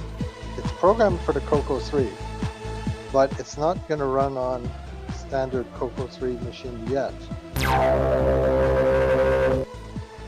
So I'm using the VCC and the Becker port to control wave sounds, MP3s. Also, as it currently stands, this will not run real hard. No, not yet. Well, it would, but it's going to be slow and you won't have the sound effects that you're having here yet. First, I want to see what I can make as a game, and then I'll get it to run well. Because it takes a lot of magic to get the sound effects right on the CoCo 3. But it's written on, I use Edtasm Plus, written for 6309 for the CoCo 3.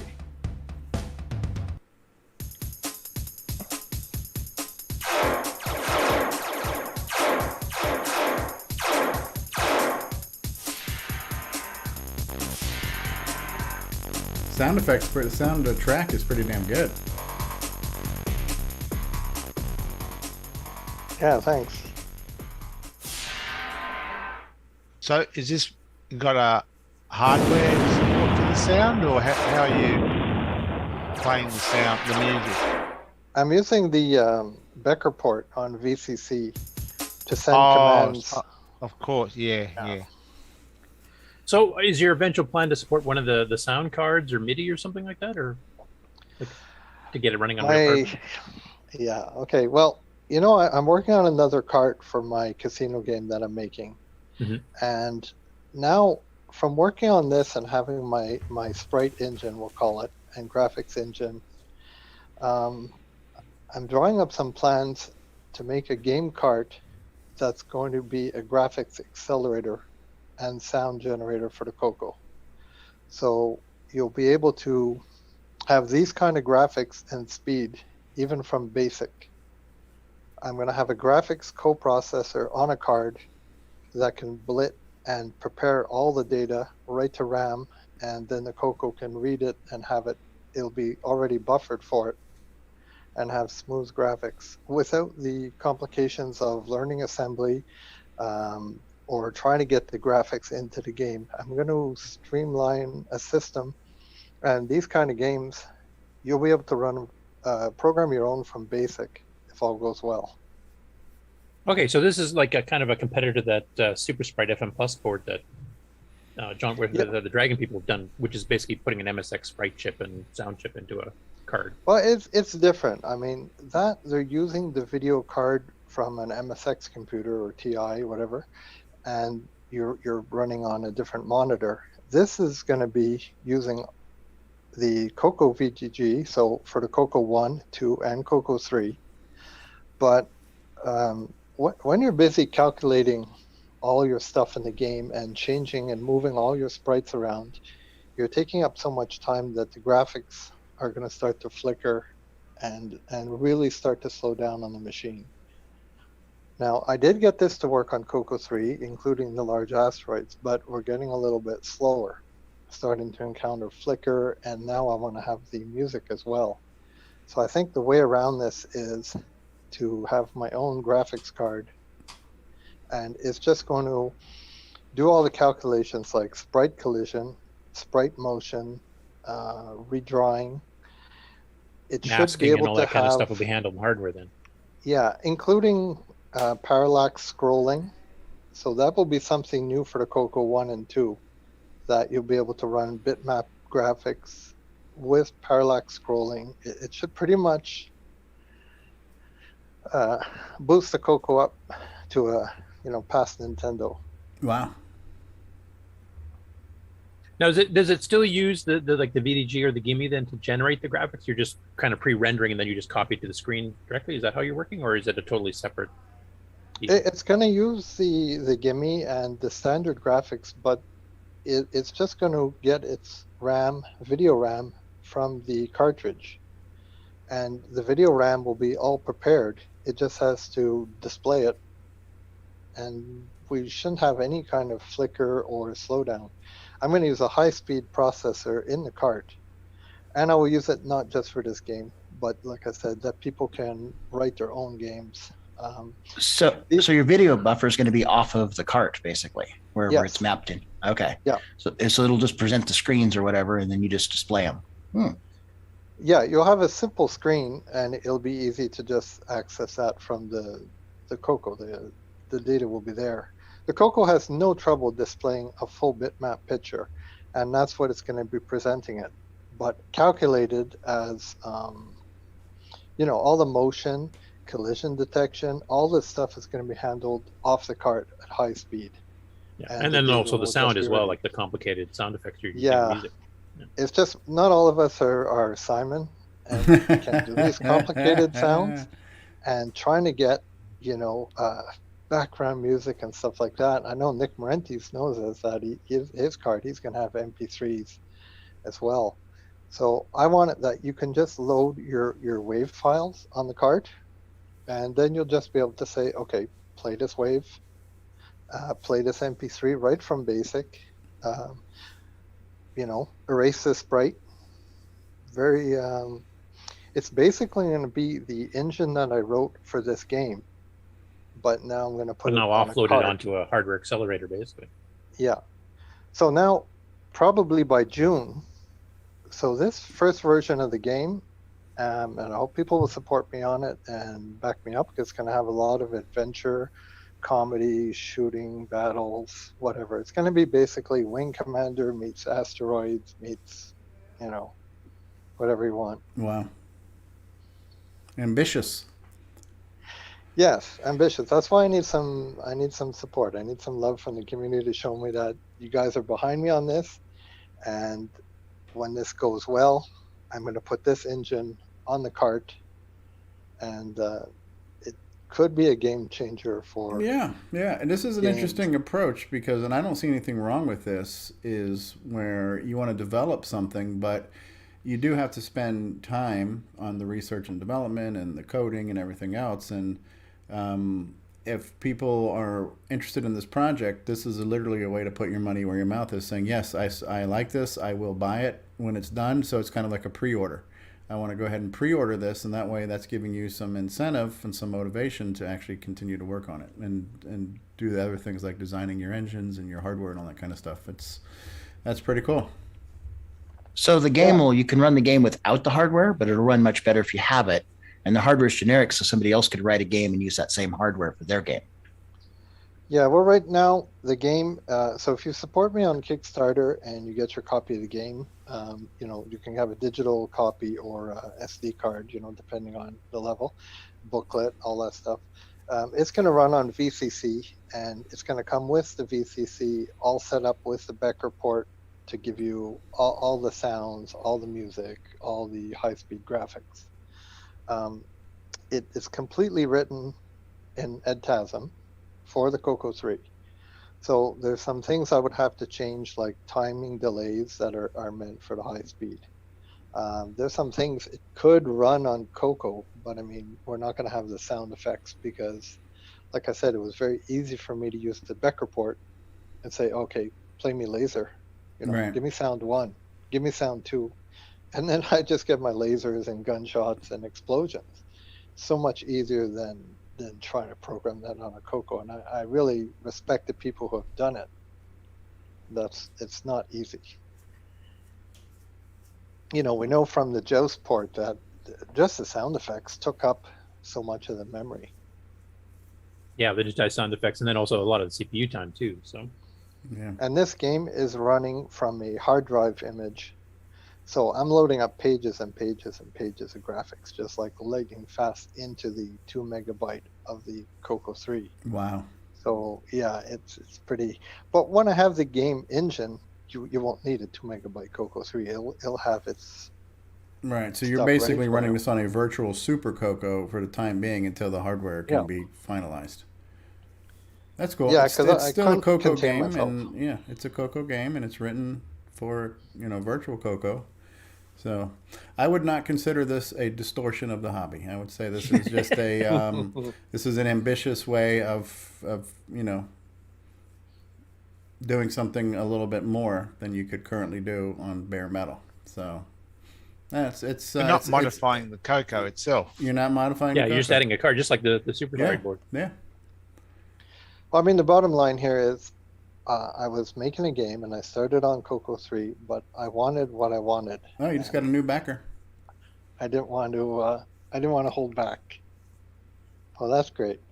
But I really do think that I have time off this winter, so I'm going to work on the card that I already started. So I'm going to work on that graphics card, and this could be a game changer for people who want to write a game.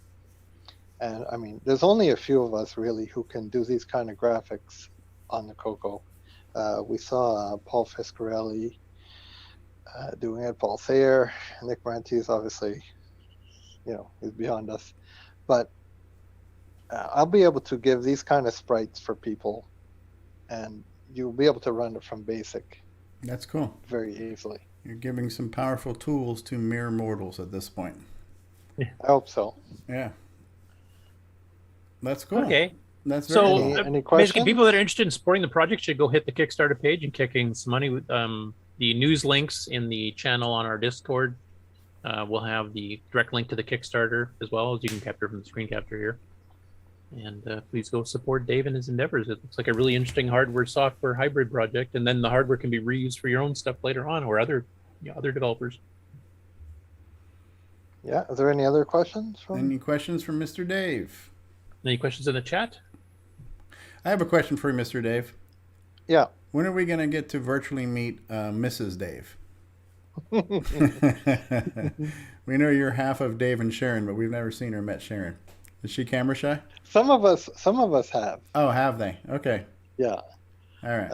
I think Alan Murphy, Mark Overhoser has talked to her.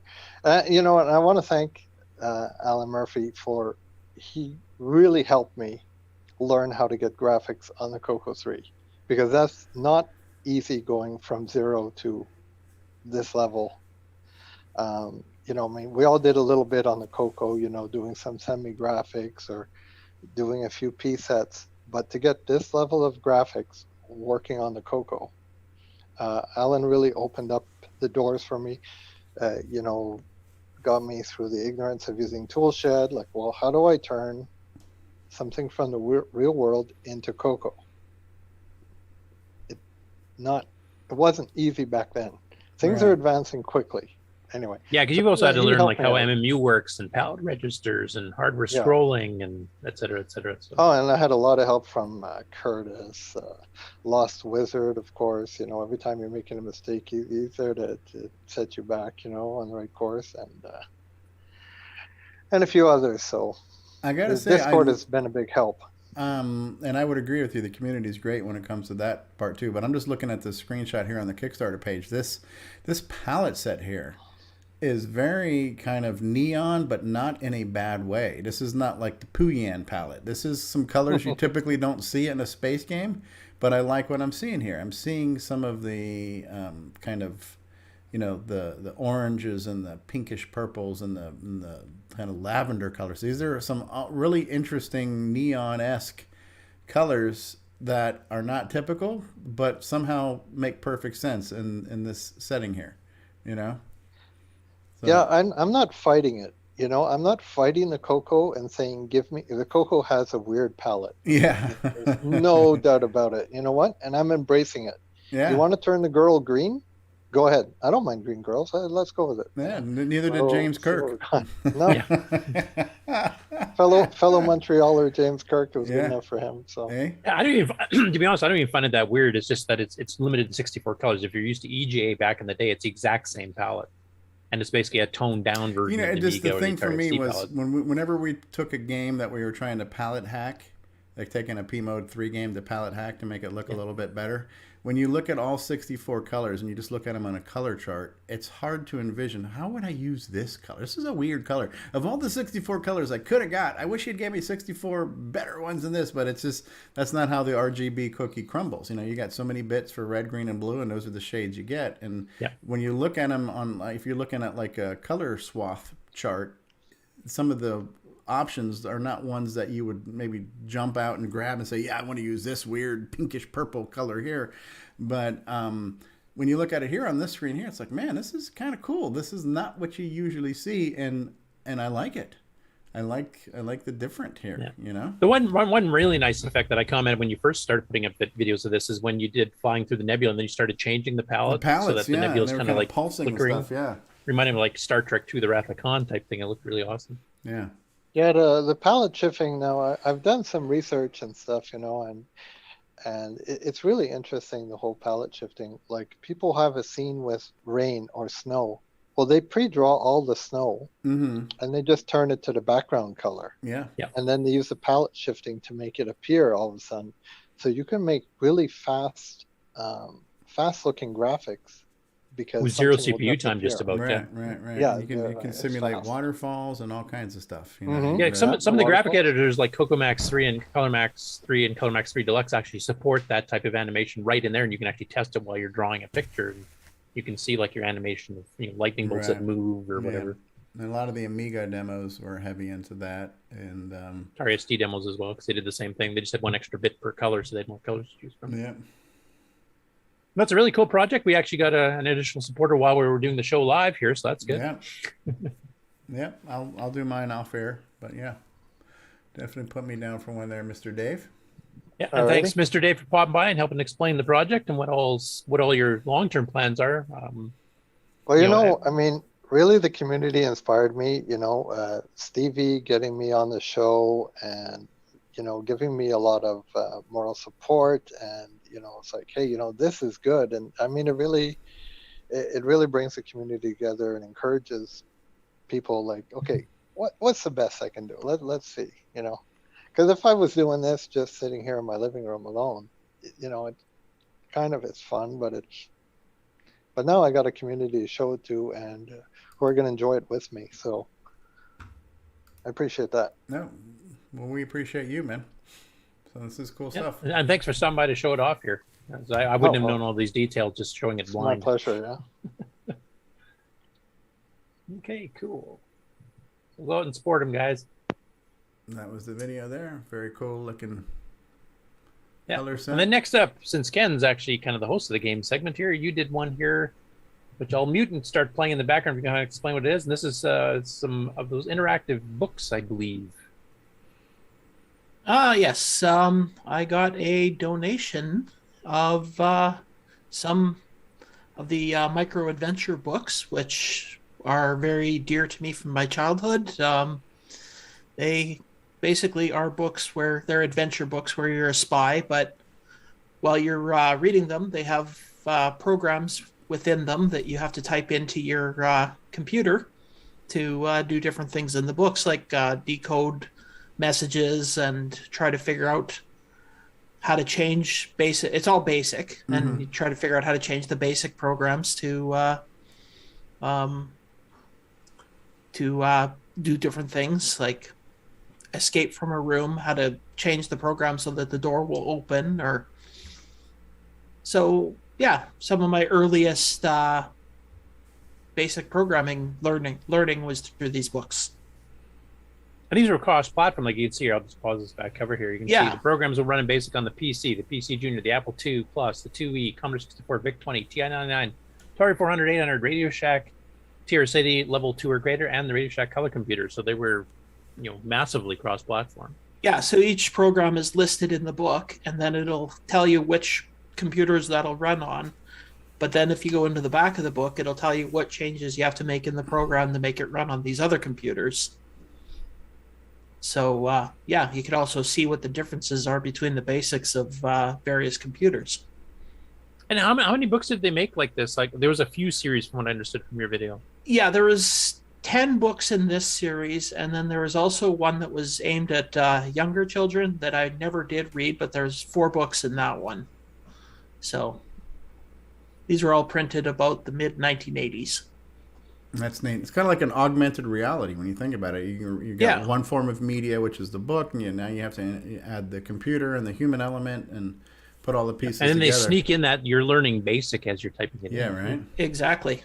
And it's actually very good because at the back of the book, it explains, it goes through each program, how it's working, what the statements mean, and everything like that. So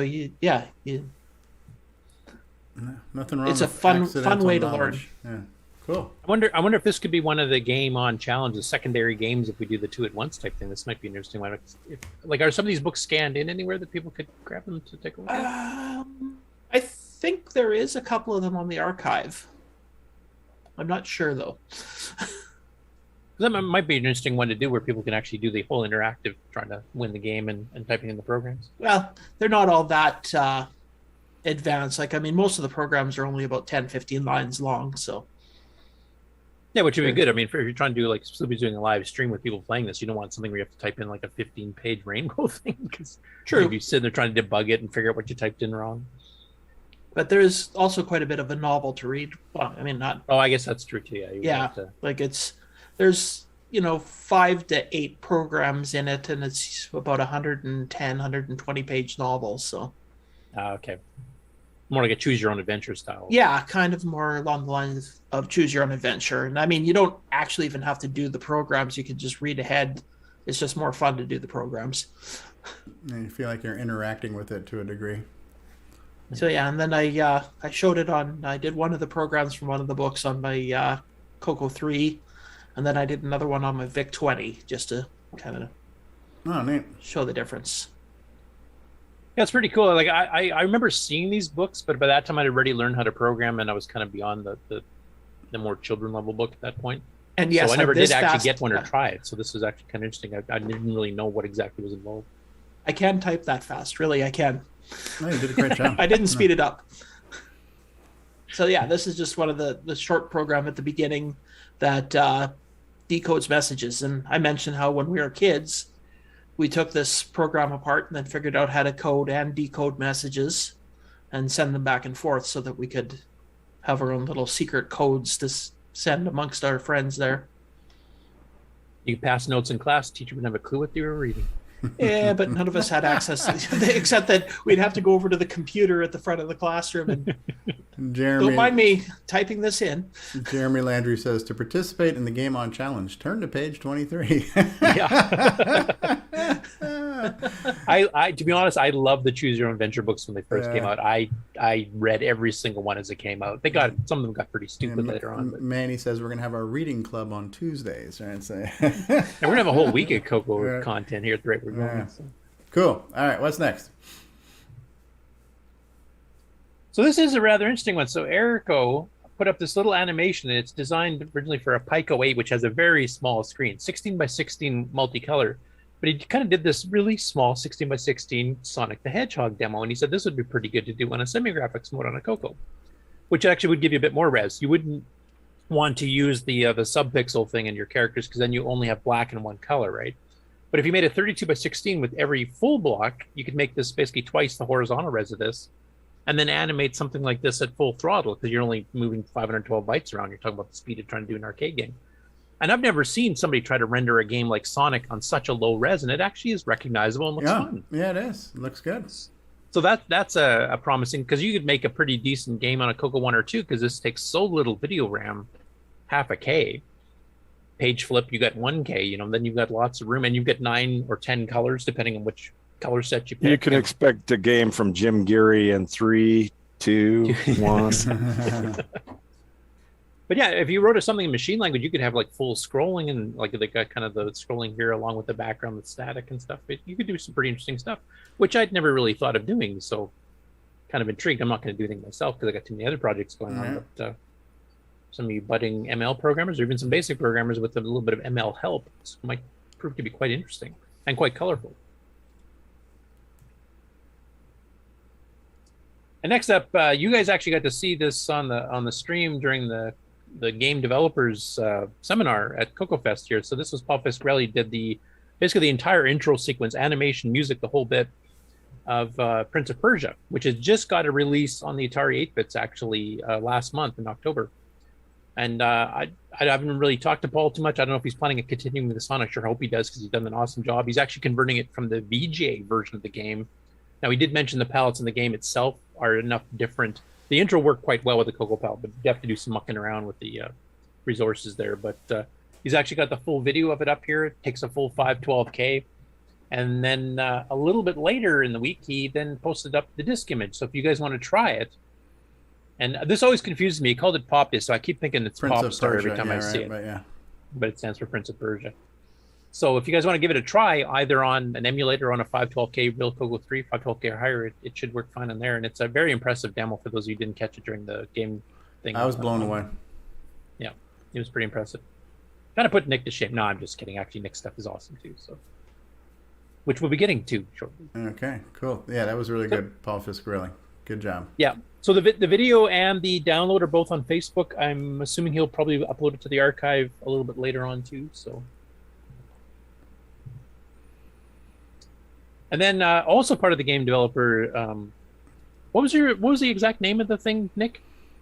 One that you three took? It was something like Living the Dream of a CoCo Game Developer. Something to that. And is Nick here? Nick's fallen asleep again. Living the Dream as a CoCo game programmer. Okay. Because there was a really good presentation with 3 active game developers, including yourself here. So Paul actually uploaded the entire slides to his. If you want to take a look at a PDF version of the slides that he showed for his going through development tools, etc., that's now available on Facebook as well. Yeah, that was the best presentation for Saturday. Beats yours, Curtis. Yeah, the views tell you differently there, Grant. Sorry, the people have spoken. It was really good, though, I have to say. It was. I'm just surprised with Ken and me being the lead in there that it actually worked at all.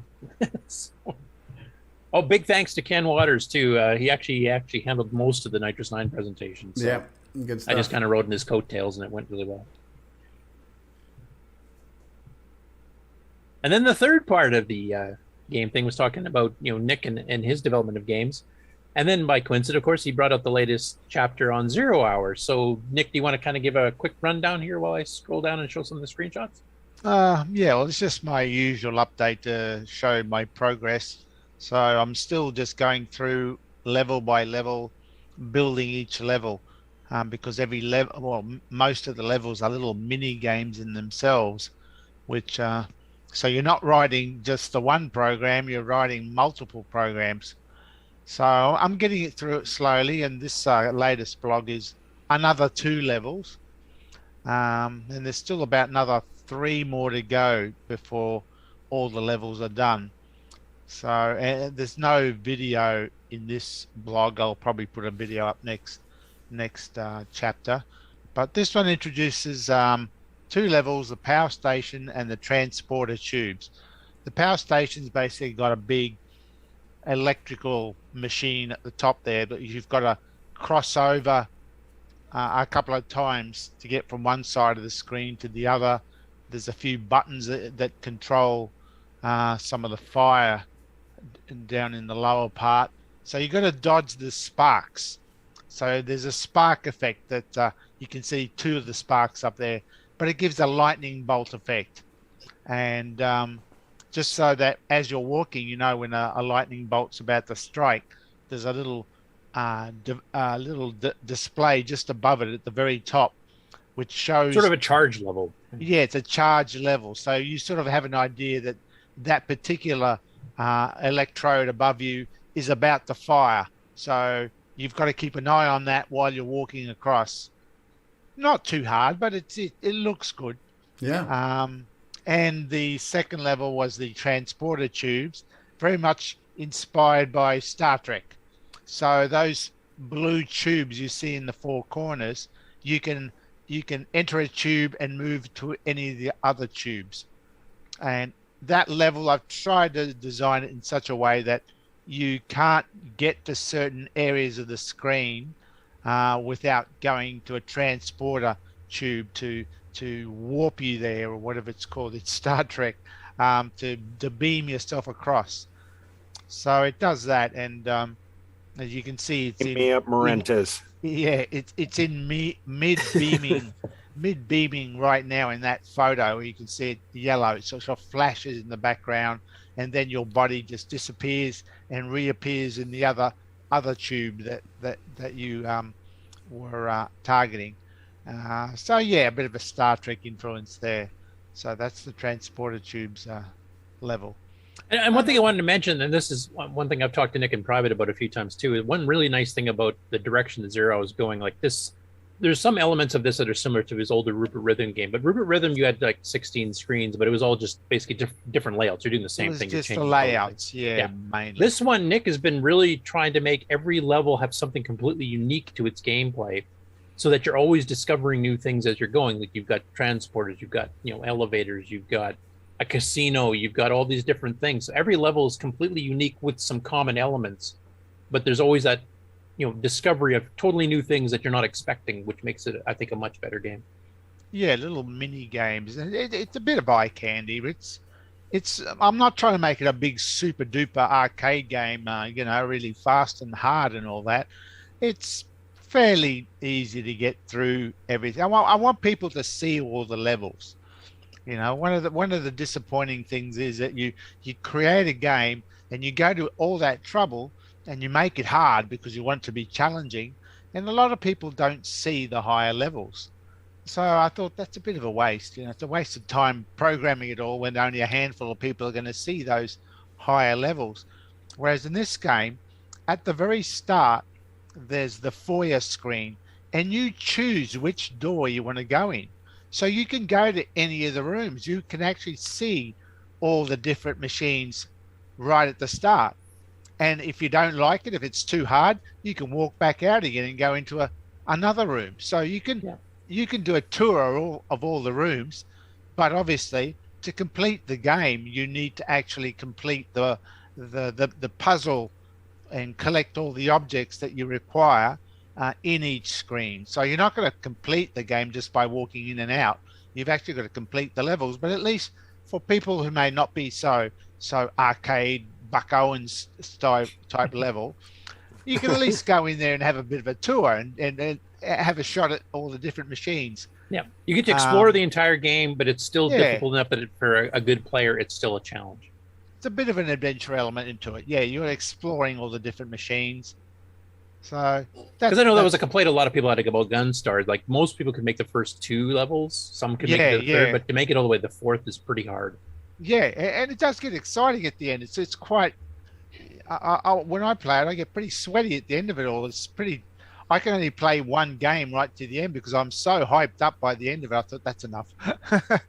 But this one's a bit more casual, and it's a lot of eye candy, a lot of good sounds. It features the voice of David Ladd in there as well. I mean, there's a highlight or a Any game that has digitized David Ladd is awesome, just by default. The next best thing to real David Ladd is digital David Ladd. Yeah, so. Now, I did want to segue to this side thing, because this is a little side project you did, which is now officially released as a bit of a break on Zero. So you want to kind of explain a bit about that?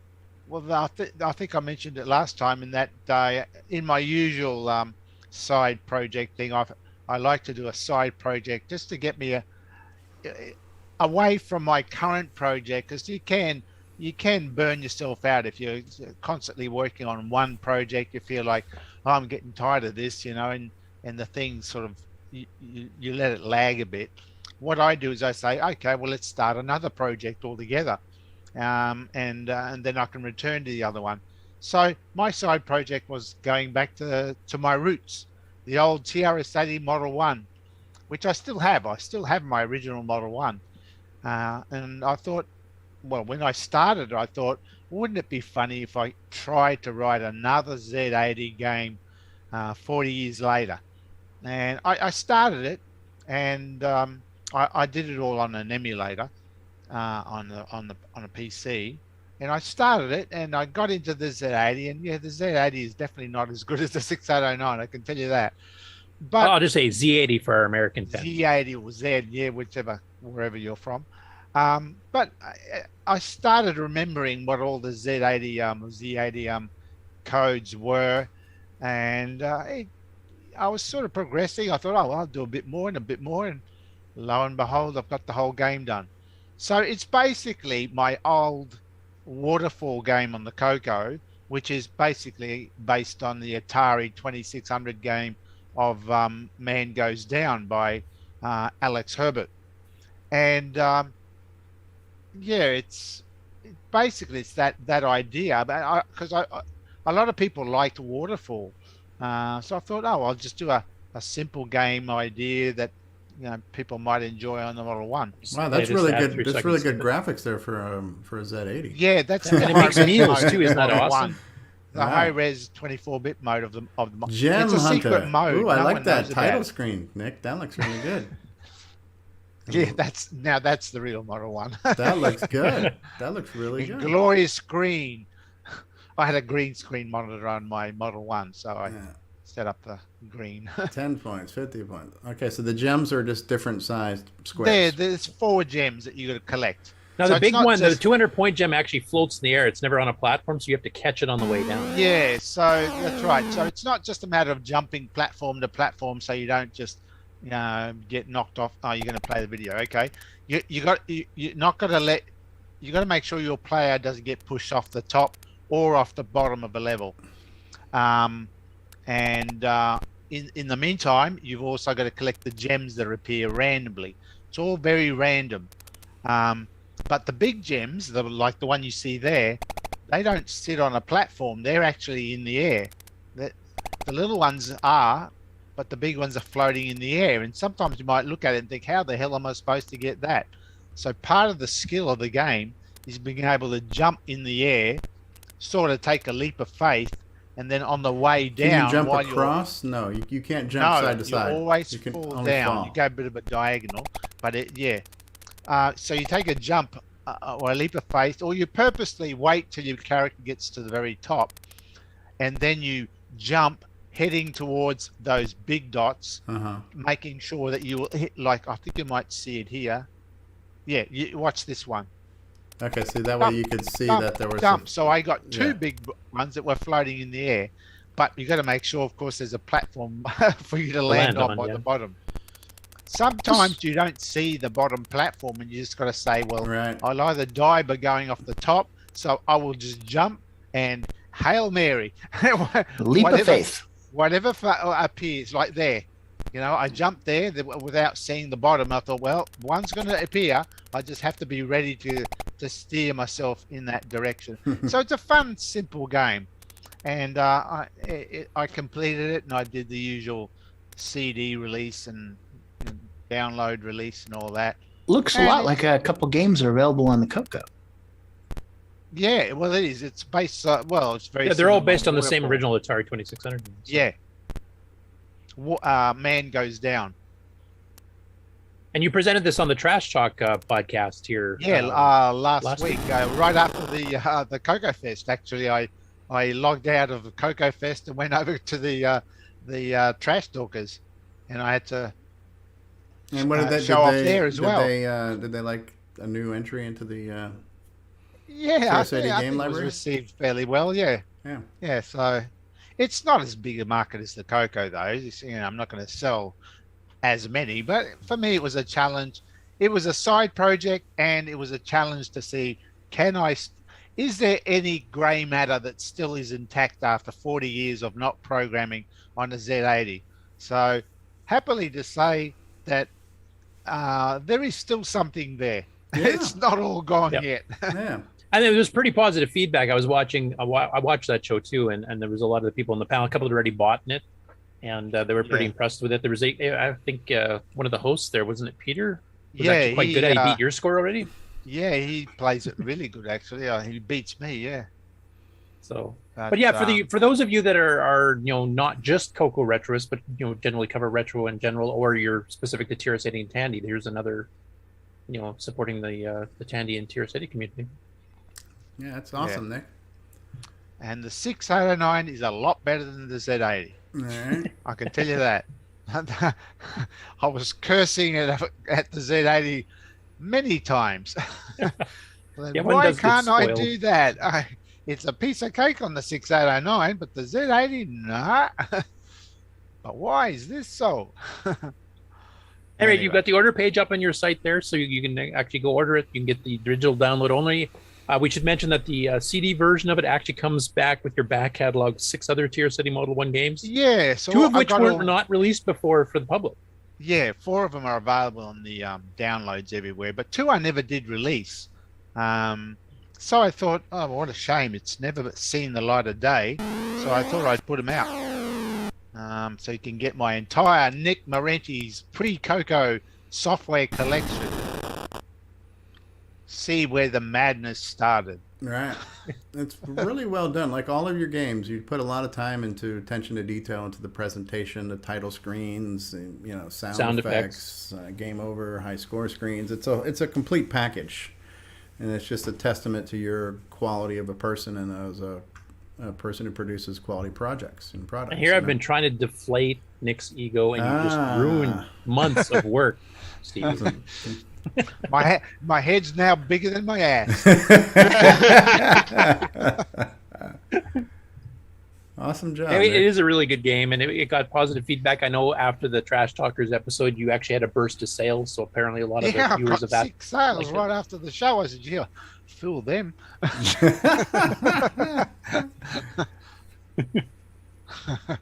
But it's good. The other thing also, it's encouraged other people to also develop on the Model 1. Like there was a few people saying, gee, I should see what I can do on the Model 1. I said, yeah, that'd be good, eh? So if it encourages further development on the Model 1, it's a win. Yeah, because I think Peter's the only other person that's really released. I guess there was a game programming challenge, but he released a Stampede clone. Remember called Outlaw, I believe, which is a clone of the Activision Stampede 2600 game too that he released recently. And he said, yeah, the sales were a little bit better than he was expecting. He made it in the old style Tandy packaging too. That's right. It's part of the retro collectible thing as well. So they've actually had a couple of brand new machine language games come out for the Model 1 and 3, which is pretty cool. Now, this was interesting too. Now, since Nick, we got you on here right now, this was posted by Michael Strickland on Facebook, which is an old article from the Sydney Morning Herald from 2001 talking about retro computing back at that time, 20 years ago. And you might recognize this little face here in the... Is that Steve Bjork? Where's the quad? Crikey! That's Nick Marentes with dog hair. No, it's not. Look, he's got dark... He's got a head full of hair. Who is that? Black. That's not me. I look in the mirror. I don't look like anything like that. But yeah, even back then, I was definitely touting the CoCo. Even then, I think one of the lines. What do I say? I'd like to see a little machine like the CoCo do big things. Neat. Yeah, I'm not so impressed by seeing a big machine do big things because that's what I expect, and that's exactly my attitude too. Oh, Manny wants to know if you got a new Ferrari from your Z80 sale. I think that's VW bug money that they're. He's able to put a down payment on a used Yugo. No, Nick, this article, like, it has you at the very last 2 paragraphs, basically. Was there another page to the article, or was that it? You just got No, the as far as I know, that was it. Yeah. Oh, okay.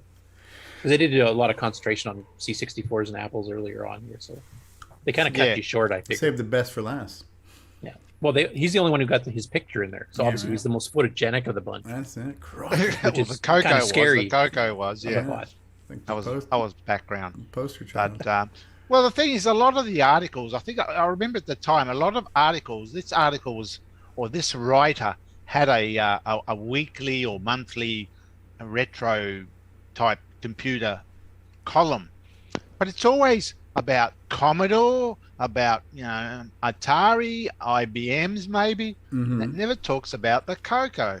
So I wrote to the guy, says, "Hey, look, you want a real computer to talk about?" So that's how he got to know me. And he said, "Oh, can you send me a picture?" I said, "Okay, well, There you go. just look at the bottom half. The top half I couldn't help." I do like your comment, though, imposter, a Photoshop stunt by Elkers about me, and definitely not me. Look at that load of black hair, fake news. Yeah, I must say, I got shocked when I saw it too. Wow. Crikey. Yeah. Anyway, that was kind of cool. I had not seen that article before, so. History. Glenn Hewlett, of Robotron. course, who's been busy the last couple months. He cranked out Joust, then he cranked out Defender. Now he's working on Robotron. So he's put out an article update on Robotron. So he's got basically the whole intro sequence going.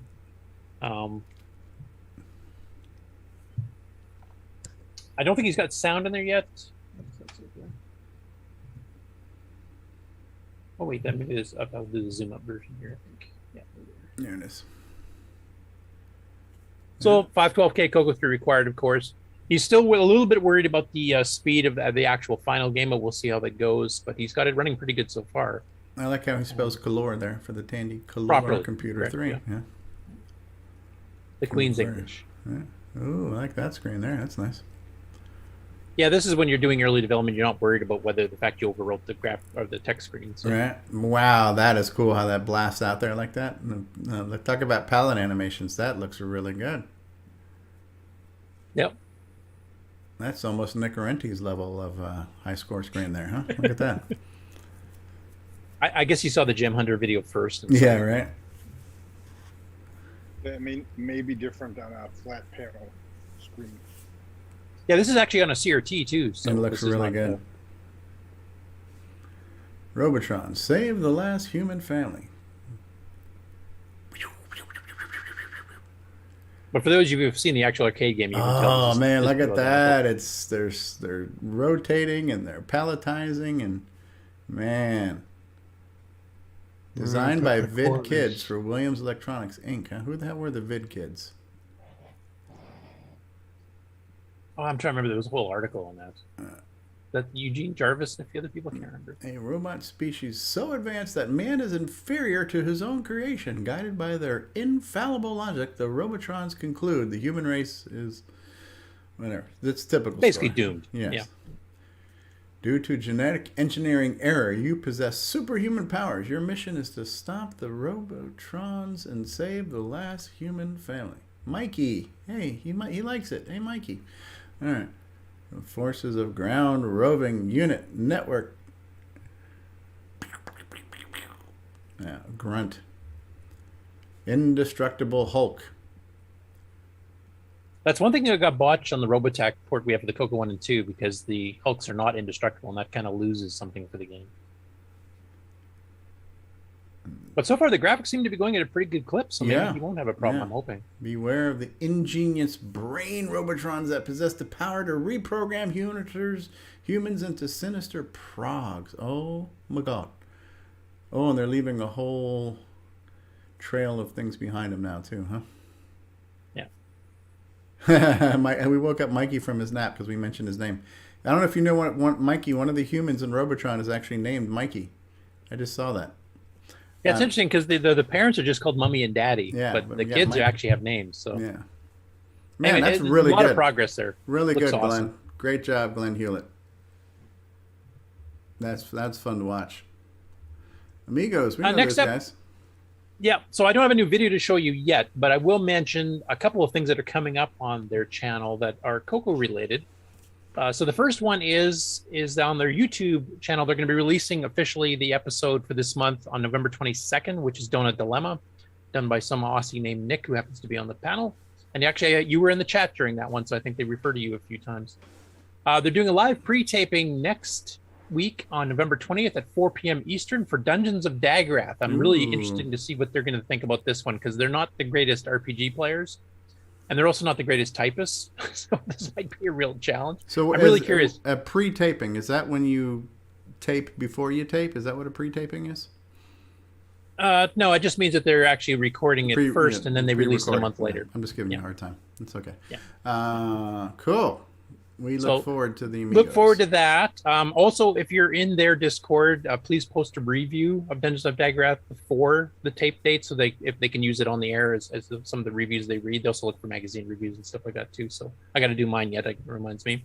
And the second thing is that tonight at 7 p.m. Eastern, they're doing the first live, and it's TEAYS, and that stands for some county or district or something. I can't remember the exact name of it, but the Valley Classic Computer Club, which is a retro computer club covering all retro machines, and they do hardware and they do software. So they have a bunch of people playing games. They'll have some people trying to fix a monitor or fix a motherboard or whatever else. It's always a fun time if you're into retro, and they're doing their first live one since COVID started. So this is the first time in a year and a half they've gotten together for this, and that's tonight. And I put in a request for them to try out the Joust and Defender transcodes and see what the non-CoCo familiar people in the club think of those. So I'm hoping they'll get a chance to try that. Whether they do it on the real hardware or Mister, I'm not sure, but that's on tonight at 7 p.m. Eastern. So I will be trying to catch that amidst my work. Next up, we have, this was, Robert Rivard posted this up, that he was trying to get a transfer of a game that he has on disk. And he had never really used the SDC before for trying to copy stuff off a real physical floppy onto there. He got a bunch of help, and he got it working. So it's a game called Labrynth of Chaos, originally written by Michael Setzer. I don't know if this was a commercial release. I've not found it in a brief look at Rainbow Magazine. It was never reviewed. Maybe it was briefly sold there. I know the author did publish some other programs in Rainbow in the early 90s himself. This game was released in 91. So I did find a few games that he published in Rainbow as type-in programs. But it's a text adventure game. It's got a semi-graphics intro screen, then it's got a high-res P-Mode 4 little graphics screen, and then it kicks into regular text with, a scroll protect and stuff. So if you're into text adventure games, it's a brand new one. So that's been found. He got it transferred, which is awesome. He's actually uploaded it both to Facebook and to the Computer Archive. It just got activated this morning. So if you guys want to try out this game, it's now available for download. Nice. Color Computer Programming, we've covered him a fair bit lately. He's been doing a lot of tutorial style videos and him learning Color Computer Basic. And for a change here, he actually went and did a few things of fairly complicated things like doing defined function, which I'm sure a lot of us have not used that often unless you're into heavy duty stuff. But he's also done some animation. So he did a little bit of a poker game he did in P-Mode 3. He's got some hints of graphic games that he's working on for arcade style stuff using just get, put, circle, paint, that kind of stuff. So goes into a bit of details about how these different commands work. He also mentions that you can definitely do faster machine language, but the only thing he knows about machine language is the peak to read the joystick button. So that's his excuse for just using BASIC. But it's pretty good. He's learning as he goes along and kind of rekindling his love of Extended BASIC on the CoCo. Kind of a nice companion piece to your BASIC course there too, Stevie. It looks good. This one, AC's 8-Bit Zone has returned, and last time we showed that he was doing an article on sprites using software sprites and Hi, BASIC. This is AC's 8-Bit Zone. And this time he This goes episode into the is about machine sprites language and moving sprites a from bit. BASIC to assembly And language actually does his own. So he does graphics. kind of a little Pac-Man thing. He does a source code here where he shows Motion is another how pair it of works, state etc. lines, And showing the DY speed and difference DX. between the BASIC program. Just I won't play the after whole thing that, here we'll because look it's toward the 15 minutes requested long. But direction to see if it's pretty cool because he actually goes through the details of how you have to do masking and how you do stuff to time it where you don't get tearing and stuff like that. So it's a pretty interesting article for those who are just learning it like he is. He's literally learning this as he goes. And of course, he's got some ultimate design goals of going further than this that I'm sure he'll be getting into in future episodes. But the part 1 was basically basic sprites, limitations, and the easiness of use on that. And now he's getting the machine language sprites, which is harder but much faster and can keep up games more.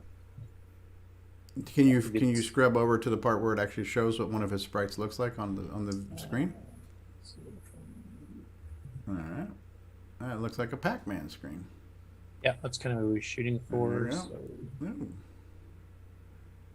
So here we go. What graphics mode is this in? I This is really think this fast. is P mode 4 with Okay, artifacting. so It's artifacting. stretched on his monitor. Normal Okay. Pac-Man. That's pretty smooth. Yeah, and he's steering that with the joystick, so that's live. Very responsive. And he's got the little red CPU, Yeah, CPU usage bar meter. on the far Yeah. left. I Yeah. feel like I have pretty good control with Pac-Man. Yeah, A that's couple of nice. notes here on the screen. And of course, like I said, he gave us some source code samples and stuff explaining how he's doing this. We're idling during the VSync wait, so you can see that jittering a little bit. Man, this guy just taking the world by storm, isn't he? Hardware, software, just doing everything. Yeah, it's kind of like a Mr. Dave. Yeah. Yeah, it went through the Anyway, tunnel. definitely go check it out. It's actually part of a series on sprites on the CoCo, and it's going to be progressing, ratcheting it up as it goes. I'm really looking forward to his part 3. Nice. This is one Karen 60 and I actually took part in the chat. So this is Mame Hayes, and this guy basically takes Mame, picks a platform or a subject or something, and does some gameplay. And I think he's actually one of the developers on Mame too. But he did a 2-part Dragon special. The first was 3.5 hours, and then a few days later he did a 4.5-hour one. So he's getting up to CoCoTALK's lengths here. But he had a bunch of games kind of picked out ahead of time, and then he also took some suggestions from chat afterwards. But Kieran and I were kind of chipping in with some information on some of the games. He had a couple of Stu Orchard's games featured, so we mentioned that he's still active, and he was pretty impressed with some, not impressed with some. I mean, just like everything else. I mean, you have some good games, you have some real stinkers too, but it was really interesting. And he's actually said there was enough he discovered through Kieran and me, and also from his just experimenting himself there, that he's going to probably do a 3rd episode at some point too, or maybe pick a certain game genre or something where he's going to make sure he includes some Dragon games, because he was pretty impressed with some of the games. And as you can see here, he does a ton of other stuff too, all game related. So if you're into that kind of stuff, running on MAME with various machines and arcade machines, home computers, the whole bit, it's a pretty good channel. And he does keep very good track of the chat, so he's actually active with the audience, which is always a favorite of me watching any of these streams. This one here is another Dragon game collection from a channel called George. I'm not sure how to pronounce it. But this is a Spanish channel, I believe. Yes, so it's all in Spanish, but he goes through some Dragon games too. He does some, the basic old ones like Color Invaders, which is an old computerware run from 1981. I just goes through a few of them, but it's all with a Spanish background. Now, we've noticed that you guys actually had some Spanish speakers at the show this year. They actually had a seminar too. They want to reach out and kind of cross the two communities together. So I'm going to try to feature some of these as they come up a bit more, because we do obviously have a Spanish audience both in Spain and Europe, and then also in Central and South America here too.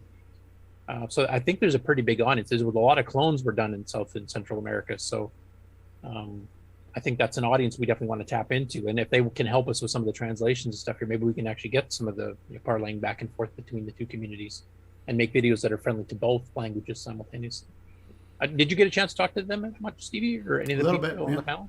Yeah.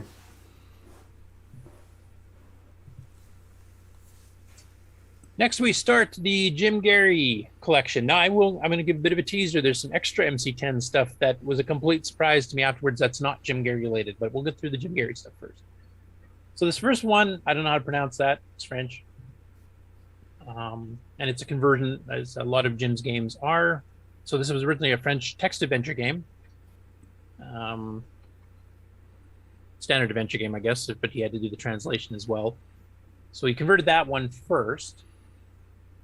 And then the next one he did, it's called Mystery Mania. Ooh, I like that. A little Sherlock Holmes profile. This is from the 1987 Compute magazine from December of 87. And this was originally written in GW Basic for the IBM PC and the clones, and he converted over to the MC-10. What was that 1 through 32,000? Is that just like doing a random number seed or something? Yeah, I think so. And it's kind of a Clue style game, if you're familiar with the board game Clue. Uh-huh. So you Colonel have to, Mustard figure out, and try to the figure out who did observatory it. with and- the lead pipe. Yes. Yeah, except of course they pick totally different things, so they don't get sued.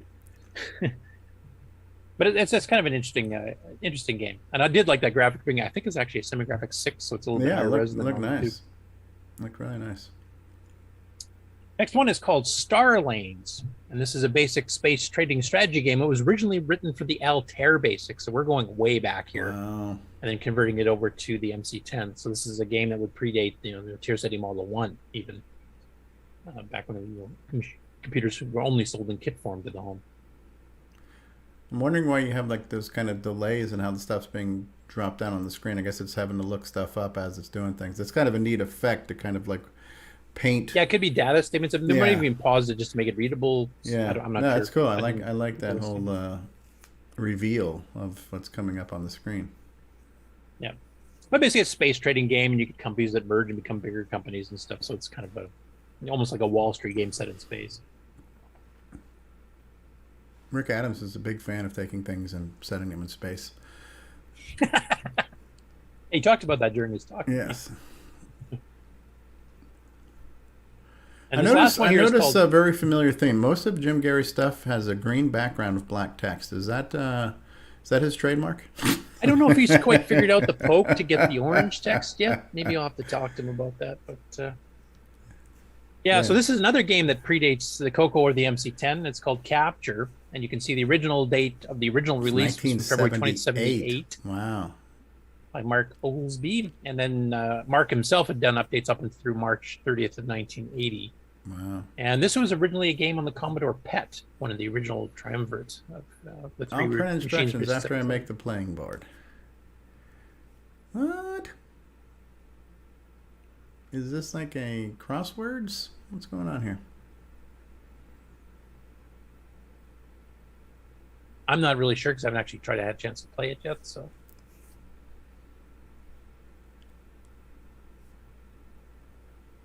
The player is the pound, and the players pound and at take turns. that went quick. Okay. Capturing letters on the board. All characters except spaces within this shape field are also captured and changed to a player's symbol. When all the letters are gone, the player with the most captives wins. Okay. So that's neat, picking up letters out of the maze. All right, so it's designed for 2 players. So one person is an at, one person is a pound. All right. Yeah, and you can play against computer too, so you can play it as Okay. a single player game. Where is the at sign? Single I don't see player. it. Oh, okay. Oh, so it's kind of like Flood It, where you fill it in with your color when you hit something. Could be, yeah. Kind of looks like that. Like something you're selecting in the lower right corner there. I see. That might be the computer thinking. Oh, that could be too. It's looking for letters it wants to capture or something. Interesting. Yeah. Anyway, so that's 4 games that Jim released this last slow 2 week. weeks. Slow week. Yeah. Yes, slow 2 weeks. Well, he Slow was 2 kind of weeks busy for Jim Gerrie. watching you Yeah. guys, and he was kind of burned out after the MC-10 special. I think it's it was the Nitrous 9 one that put him to sleep, so it took him that long to get out of his coma. I thought it was the game developers one. Or watching Stevie prattle on about CoCoTALK. Blah, blah, blah. All right, so cool stuff. Capture by So the Mac. next batch here of games for the MC-10, and these are also available for the CoCo, all of them. In fact, the very last, the 7th one is actually CoCo only at this point, is something that came as a complete surprise to me when I was searching for stories this week. All of these were released in November for the MC-10. They're machine language. They're probably based on a library. I don't read Japanese, so I can't tell. So these are all free downloads as WAV files, and these are mega multi-platform. Like they've got YouTube samples of like 30 different machines, from NEC PCs to Spectrums to CoCo to MC-10 to IBM to whatever. And basically, they're all arcade-style games. Most of them are clones or similar to derivatives of arcade games, and there's a few that I don't recognize, but that just might mean I've never seen the arcade game. But they're all free downloads. 6 of them are available for the MC-10. Most require the 16K upgrade because they do use P-Mode 1 equivalent graphics. They have machine language sound routines and stuff. I'm going to show one of the download pages just so you kind of know what they look like. If you want the links to all the games to go grab them, and the CoCo versions and the MC-10 versions are on the same page, that will be in the show notes that are in the Discord. The suspense is killing me. Oh my goodness. MSX. So this is a game PC. called Neuros. I'm not sure how to pronounce it, but you can see like here's an MSX version. Here's the PC 8001, the JR100, the PC 6001, the JR200, the X1, and then you can just keep going through MZ80 Pasopia, which I've never even heard of. Here's the Apple II version. You know, just keep going, and there's just so many ports, and they try to make them all, you know, common engines. So they look fairly similar to each other. And if you keep going through all these different systems they've got it available for. Oh, look at that. That looks really There's nice. the MC-10, and there's the CoCo version. And there's the WAV file you can download. They even give you loading instructions if you're not familiar with that particular system. So on these two, it's Clodum Exec. This is the release date here. So the CoCo version actually came out the day after the MC-10. Wow. System requirements over here. So you need 16K RAM. The CoCo version needs 32K, which you'll notice is slightly higher res. It's a P Mode 3 one on the CoCo 3, P Mode 1 on the MC-10. So they put a little bit of time into taking advantage of the platforms. Yeah, yeah. I like it. So let's go to the actual gameplay. These are all very quick videos. Most of them are like less than a minute. So I'll just play like a good chunk of each one so you can kind of get an idea. And I'll let you guess what games they are. Now, Neuros, I'm not sure what this is. If some of you people that are arcade nuts might know this better than me. Micro Color Basic. Clodum.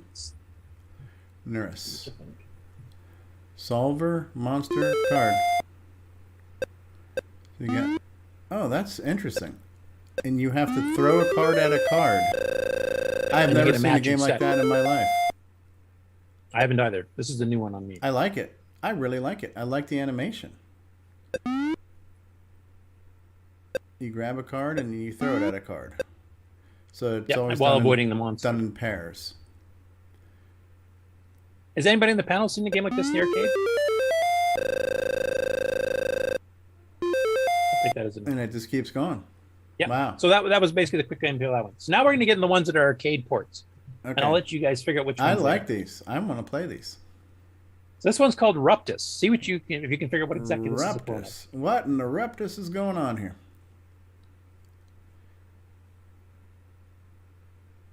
Ruptus. This is looking...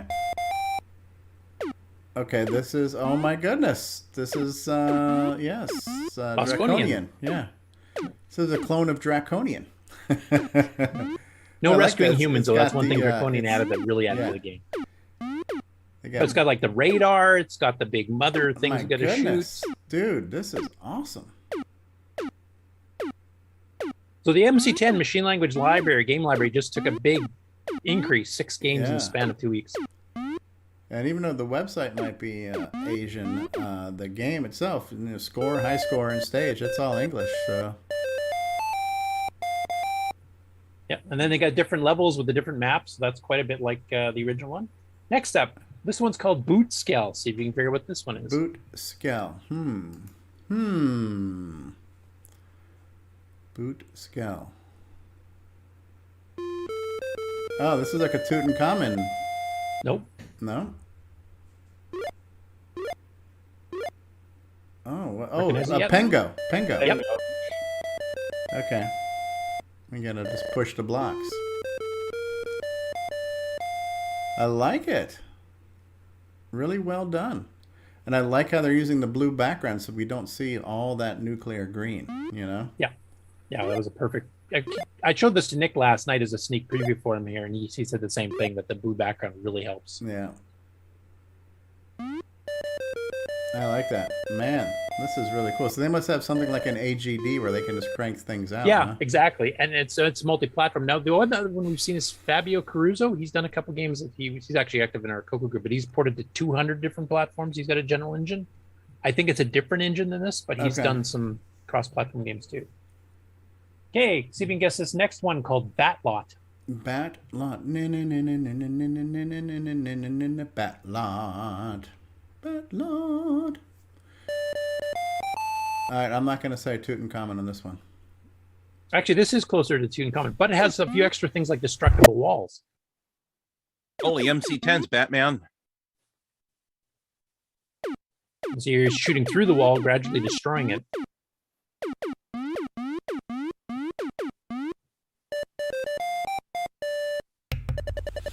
Yeah, I mean, the closest thing I can think is a Tutankhamun inspired type game. Yeah, and then different levels, of course, of the thing. No scrolling or anything on this one, of course. It's cool though. Cool. Man. Next one's called Cavett. See if you can guess this one. Cavett? Dick Cavett? Isn't that guy who ran that talk show? Cavett. Oh my goodness. Is this Dig Dug? You betcha.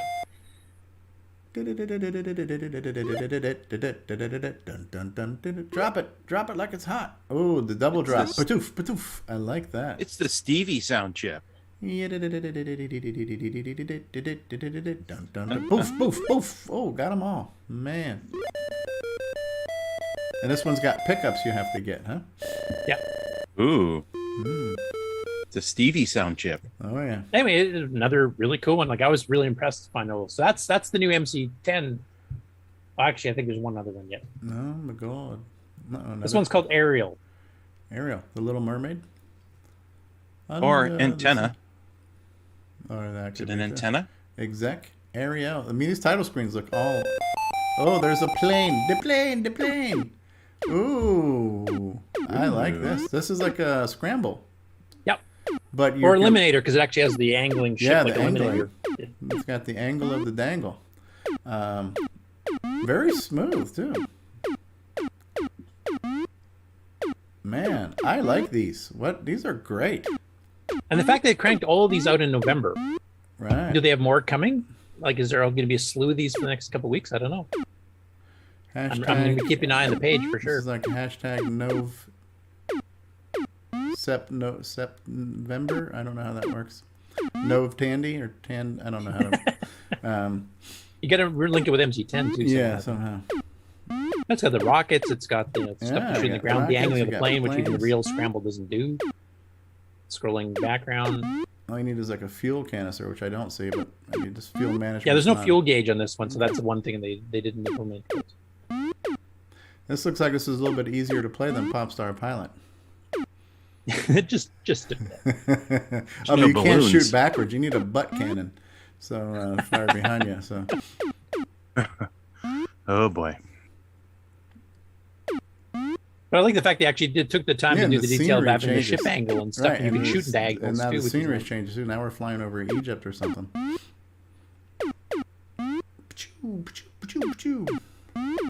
November is what. Now here's the Jeremy boss. Landry said. This is new. Oh my goodness! It's a dirigible or a zeppelin or something. Now that kind of reminds me of Time Pilot a little bit, you know. We had to shoot the big. The big boss at the end of each time period. Frederick Provencher's got to go. Take care, Fred. Good to see you at CoCoFEST. Hey, that was a really cool one too. So yeah, man. That's the 6 new MC-10 games this week. Crikey. The last one here is one that required 32K, called Maisie. So this one is on the CoCo only because the MC-10, they basically only know about the stock MC-10 16K RAM upgrade. Right. So I don't know if they could take advantage of the newer add-ons that add more RAM. But I'll show you that one too. So this one, because it's on the CoCo, actually has some scrolling, and it's also in P mode 3 instead of 1. Ooh, amazing. Baby, I'm amazed. All right, here we go. It is, ooh, man. Ooh, dude, I like this. This is the Running Man, like in Night Stalker type thing. Very television-ish looking. Yeah, the Running Man especially looks like a Night Stalker. Yeah. What are those things? Lobsters.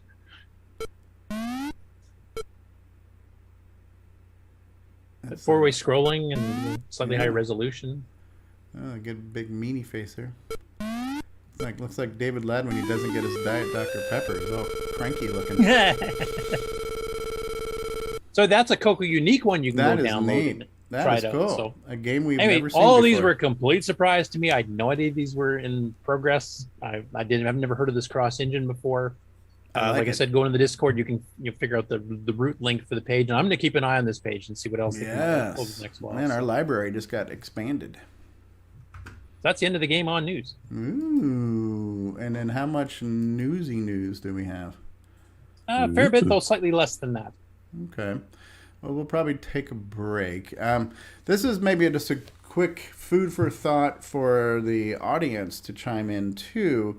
We kind of had a brief discussion right before the show about a way to serve the audience and serve the news and not not miss out on the news, but every now and then, sometimes the news can get long, and we have a long show, and then we have long news. It's kind of hard to squeeze it all in. So we're trying to figure out the best way to not have to skip news and not have to skimp on news.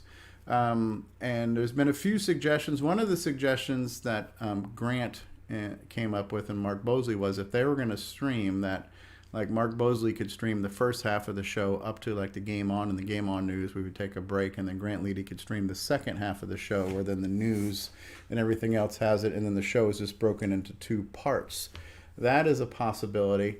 We've toyed around and tossed around the idea of maybe having the news as a separate show, where we have weekly news just as a separate stream. Then we talked about maybe making the Game On as a separate stream. So I don't know. Part of this, we want to make sure the audience is not having to divide themselves too much.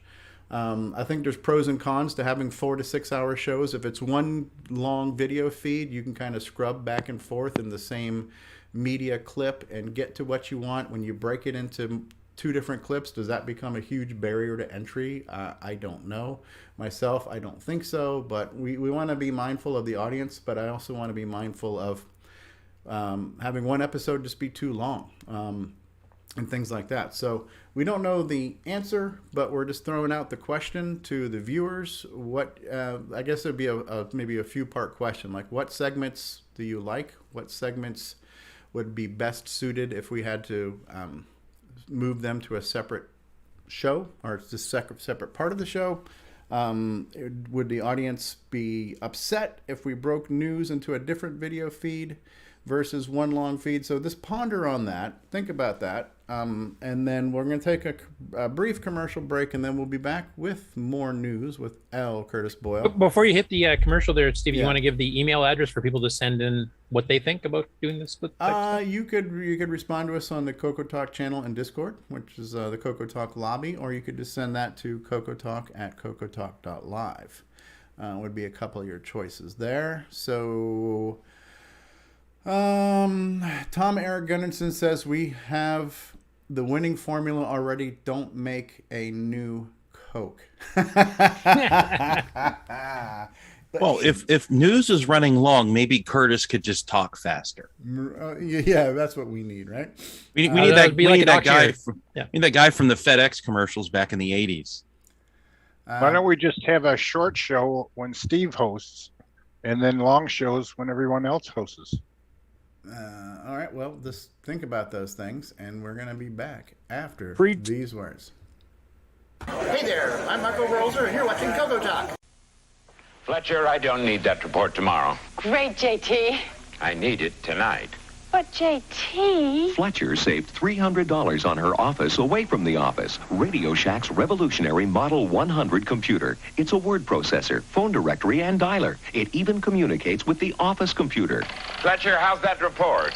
Fletcher. Radio Shack's Model 100. Save $300 and put it to work. You'll go far, Fletcher. You'll go far. What is love? Baby, don't hurt me. Don't hurt me no more. And now, Coco Thoughts by Samuel Gimes. On holidays, Uncle JT would entertain us with stories of his business conquests and his assistant who would meet any deadline that he imposed, no matter how ridiculous. Well, until she shot him in the face, that is. Hi, this is the award-winning Alan Huffman of Subby the Software, and you're watching Stevie Fall Off Cliffs. What's going on, guys? Stevie Stroh here, and I want to say thank you so much for being part of this adventure with us. It's been such a great experience in doing Coco Talk every week, and the support we get is just amazing. And so the fact that you watch and listen is all the reward that we need. However, if you would like to become a patron of the show and offer some financial assistance towards the production and hosting costs of the show, we do have a Patreon site available for that, and you can reach that by going to our website at CoCoTalk.live and clicking on the Patreon link. But just do us a favor and watch and listen to the show.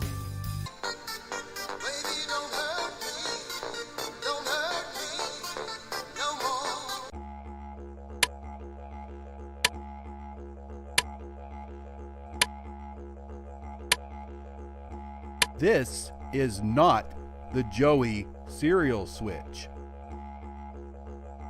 This is the Joey cereal switch. Control up to 3 cereal devices. Order yours today at cocoman.biz.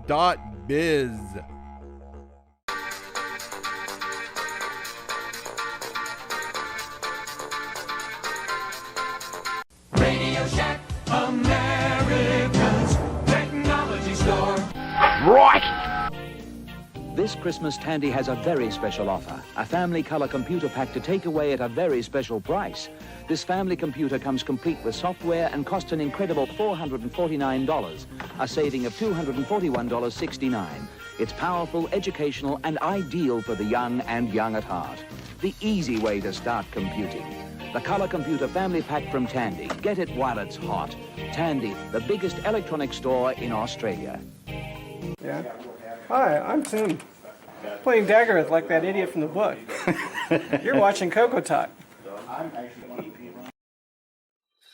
From around the world, what you need to know. Get caught up on News with L. Curtis Boyle. And now a Muppet News Flash. And take it away, L. Curtis Boyle. Okay, so before I get to sharing screens and getting through the regular news, there's a couple things I wanted to bring up first. First is some sad news. Just found out this morning, Tony Pergaz let us know on Facebook that Carl Boyle was a longtime Glenside Color Computer Club member. He was actively involved in the Glenside IDE project back in the 90s. I worked with him on the second version of the drivers for that. He was kind of handling the making of the hardware and selling it. He passed away.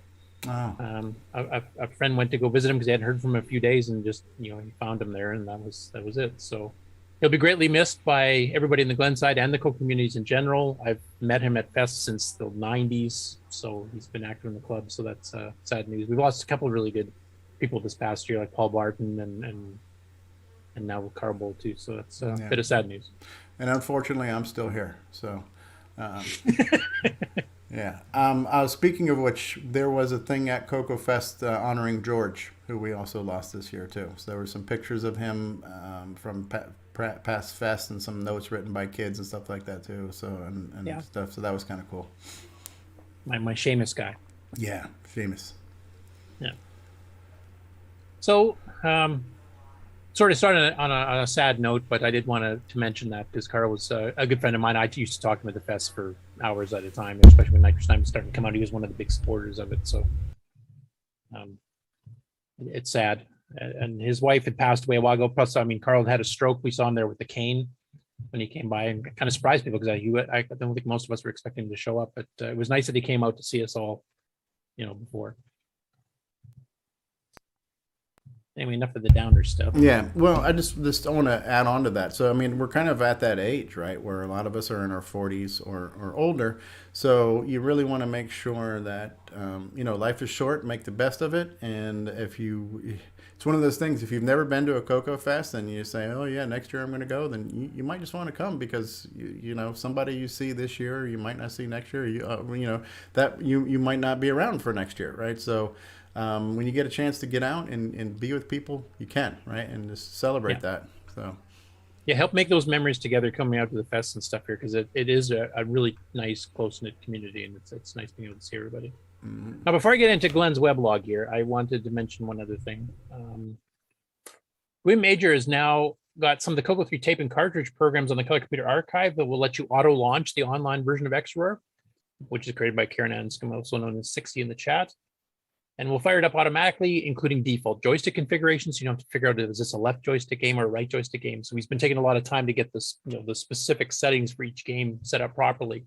So you can do that now. And he's also posting fixed up magazine scans. I guess there was a complaint from somebody on Facebook, I think it was Eric Gavrelek, who had found some of the scans of Rainbow that had, either missing pages or the pages were super low res and you couldn't read them, etc. So you will notice if you go into the Color Computer Archive right now, as of this morning, I haven't checked later, but some of the Rainbow stuff has been pulled off. And it's not because it's disappearing, it's because he's going through and fixing them up, and he's going to be putting them back on once they're all fixed up here. So we should actually get clean, complete scans. So I just wanted to mention those two things. That's nothing really to show per se, but So first of all, we got Glenn Hewlett, of course, who's working on the current Robotron. So he's been doing a couple of his development blogs. We showed his kind of like his status of the port so far. So he's got two other articles here that are kind of going through the routines that he's finding. So this first one here is an interesting method called printing text. And there's a couple different ways to print text. You can do a pointer, to a chunk of memory, and then you just, point to the screen and you just copy them back over type thing. But he goes into a couple of different sub methods, I guess, of doing it in different ways. And, some of them are faster, some of them are smaller. There's some tricks, like you can have the text right after a jump to subroutine. So when it jumps to the subroutine to go print the text, the stack will have a copy of where the program counter is supposed to come back to after an RTS. Well, now it's actually pointing to the text. So all you have to do is just load the pointer right off the stack as soon as you get to your print routine, and it's instantly got the pointer text no matter where you came from, whatever text you were trying to do. And I've used that technique in a couple of programs myself as a bit of a space saver. So he goes through a couple of these different ways of doing it, and kind of tells you like this one runs better for shrinking it, and this one runs better for speed, etc. So it's a pretty good informational article on a couple of different techniques that you can use to optimize your text printing routines. And then he does another one here where he's kind of going through the different ways of drawing a vertical line on a color computer CoCo 3 screen. There's the dirt simple method, which is a little bit slower. Then there's one using ABX instead. And then there's stuff about, self-modifying code and et cetera, et cetera. Once again, you can get the code bigger, but faster, or smaller, but a little longer speed-wise. It depends on what you're trying to shoot for, if size is more critical. These will also somewhat apply to CoCo 1 and 2 as well. So, you just have to change some of the values. And here it goes in unrolled loops, et cetera, here. And then it gives you the timing differences you'll get between these different techniques, et cetera. And he's, of course, trying to figure out how to speed up Robotron as much as possible, because this is going to be more of a challenge than Defender or Joust, as there's a lot more on the screen to draw. So, optimizing the laser shooting routines and stuff will definitely help. So, another informational assembly language. I love reading these things, to be honest, because sometimes he showed me some techniques I never would have thought of in a million years. So I'm just in like an average assembly program. I'm not really, I'm not super high level like some of the other people in the community are. This was a nice surprise. I didn't even know he was working on this. So Guillaume, in addition to doing, fixing rainbows and all this kind of stuff here, it actually released a brand new version of the SDC X Explorer. So this one adds in the capability of allowing you to choose which boot ROM. Now, we do know some games, for example, will not run with the SDC ROM boot due to some incompatibilities. You have to boot it up with the alternate disk extended basic 1.1 ROM or whatever. And there's even some really old software that requires the disk 1.0 ROM. And you always had to remember to actually reboot the SDC into the proper ROM bank to run these programs properly. Well, now he's added the Shift B option into the Explorer itself, and it'll tell it to switch the ROM and then run the game. So that takes out all the extra work of having to remember the command and put it in before you run whatever particular game. So you can actually just do it straight from the selectable menu. So that's really cool. So that's available as a download for everybody on the Color Computer Archive. And so update your SDC Explorer software for the CoCo SDC. Next up, we have Michael Strickland, who put up, it's basically a link to Noel at Noel's Retro Lab had done a comparison video of using a very basic, and I mean literally in basic, benchmark program that was done back in the day in a lot of computers. And he actually does a bit of a comparison on the speeds here. So he's got it kind of showing, it's just basically 4next with some addition. So it's a pretty simple thing. And it's more dependent on the basic implementation of BASIC itself than it is on the CPU speed, though that does play a factor, obviously. And you can see some of the kind of the timings here. So the CoCo 2 did pretty good, a little bit slower than others, a little bit faster than others. That's with the single speed up poke, which I had to mention too. I think it took 50 some odd seconds or something, high 50s, I believe, with the speed up poke. And then of course, some people were asking about BASIC 09. So I threw it in BASIC 09 and tried the 609 and 609 versions. And the 609 version, I think, took 9 seconds, and the 609 version took 8 seconds, and that's without packing. So literally, several times faster than anything else in this chart. And that was on the CoCo 3. I didn't try it on the CoCo 1 or 2. So that'd be interesting to see if somebody has BASIC 9 on level 1 to see what kind of speed they get. The actual code here on the left is very, very simple. You can type it in literally verbatim into BASIC 9, which is what I did. And if anybody has a level 1 system they want to run that on and maybe post screenshots of what the time was on those, I'd be kind of curious to see what that runs like. Next up, and how do you pronounce this? I have no idea. I think Kieran mentioned it might be Michael something. So basically, he's actually printing an alternative case for a Coco Pi. So we've got John Strong's. Mark Siegel, we mentioned when we did his interview, he's got a design which actually is now on the Color Computer Archive as well. And Stevie, he was asking if maybe we can throw it as an option on the Coco Pi site, just if people want to download it. It's a free, they can modify it to their heart's content type thing. Sure. It's just meant to be an alternative that takes a bit less plastic. It probably doesn't look as fully formed of a case as John's does, but it takes less plastics. It's a bit cheaper to print. So, it's just another option. So we can maybe throw it on the site as an alternative if people want to do that. But this one's kind of interesting because instead of trying to duplicate a Coco 2 or 3 style case with the vents on the top in the middle, this actually tries to duplicate a Coco 1 case. And bonus, you get pre-built in yellowing to show how old it looks, right? So, but basically he's duplicating the Coco 1 style case. It's not as deep, obviously, but it's even more retro looking than the other existing one. So we got 3 alternatives now for cases for the Pi400. Next up, Barry Nelson had a couple things that he posted up this week. So the first one here is a little program that causes the Coco 3 to display the 3 Amigos picture that you get when you hit Control-Alt Reset, but you can actually do this under Program Control.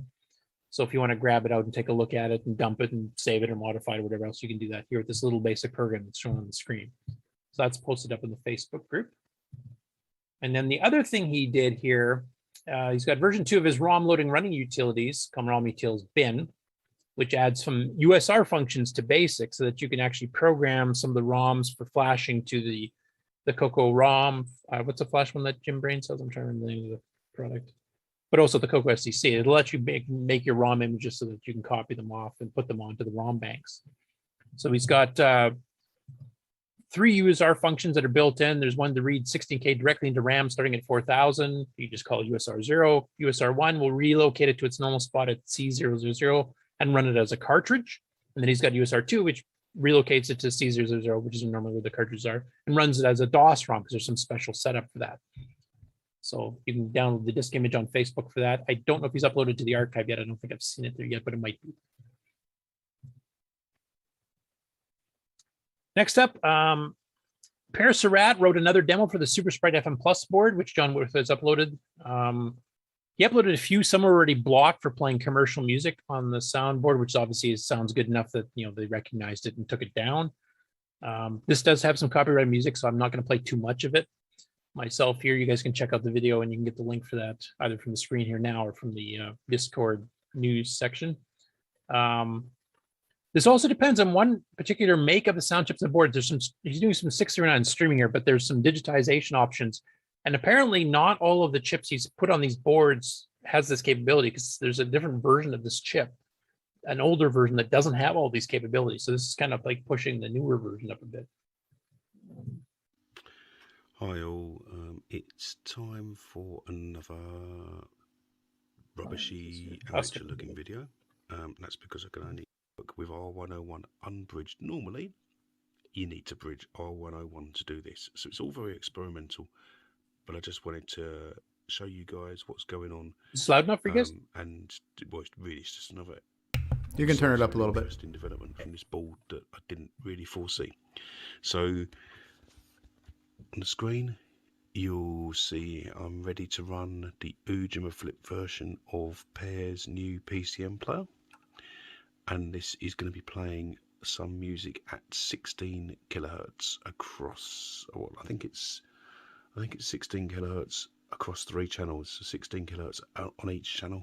So I'm going to run it. It's going to switch to the 9958 video mode. You're going to notice some more noise kicking. That's difficult to get around. If we go white on black, we will get over that. That's fine. So please bear with us. Ignore the noise, but let's have a look. I just want to mention one thing before I start up here. He's kind of whispering because his kids were already asleep in another room, so it's a little bit quiet. So hopefully the actual music's not too loud.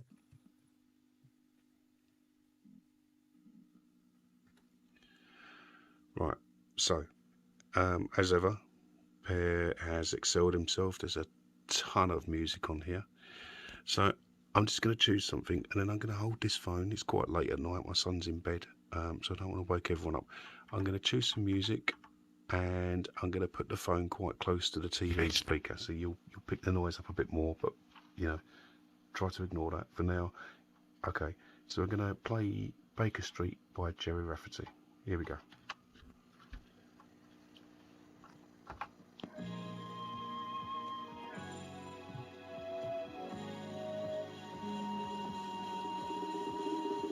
But if you're familiar with the song, this is literally a digitized sample. Right, so these are samples. This is not synthesis. Correct. So that one sound chip supports the actual digitized WAV style thing too, and he's streaming this off of the card straight in the speaker. So it's kind of like doing a live feed of actual 16 kilohertz music. That's like CD quality, just about, right? No, 44 kilohertz is CD, right? Yeah.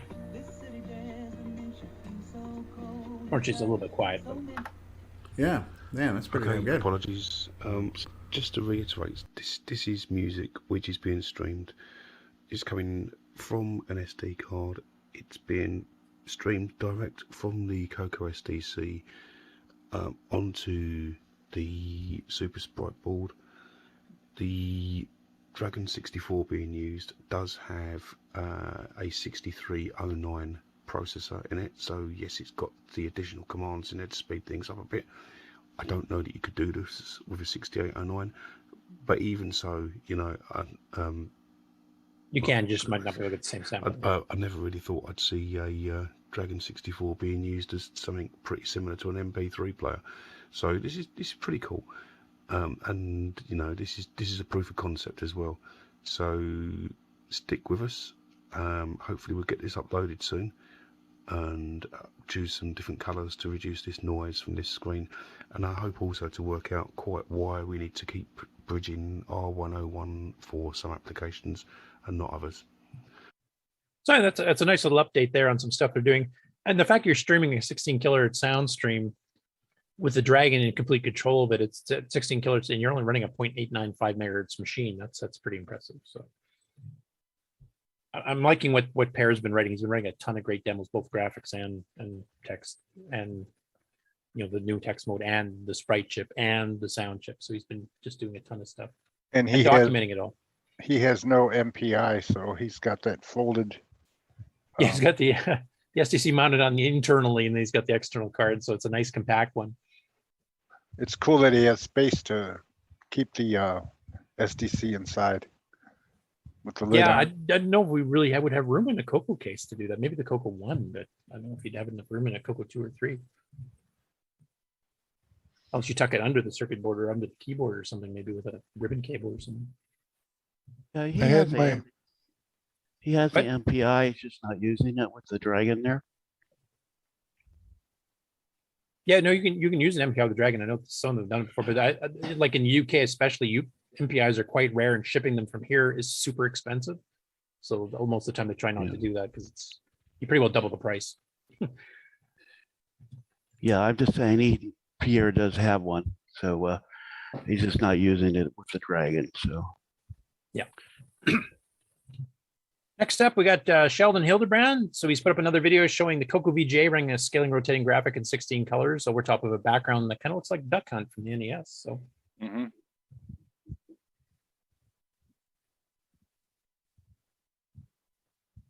I was using the 128/96 16 color mode on the CoCo VJ.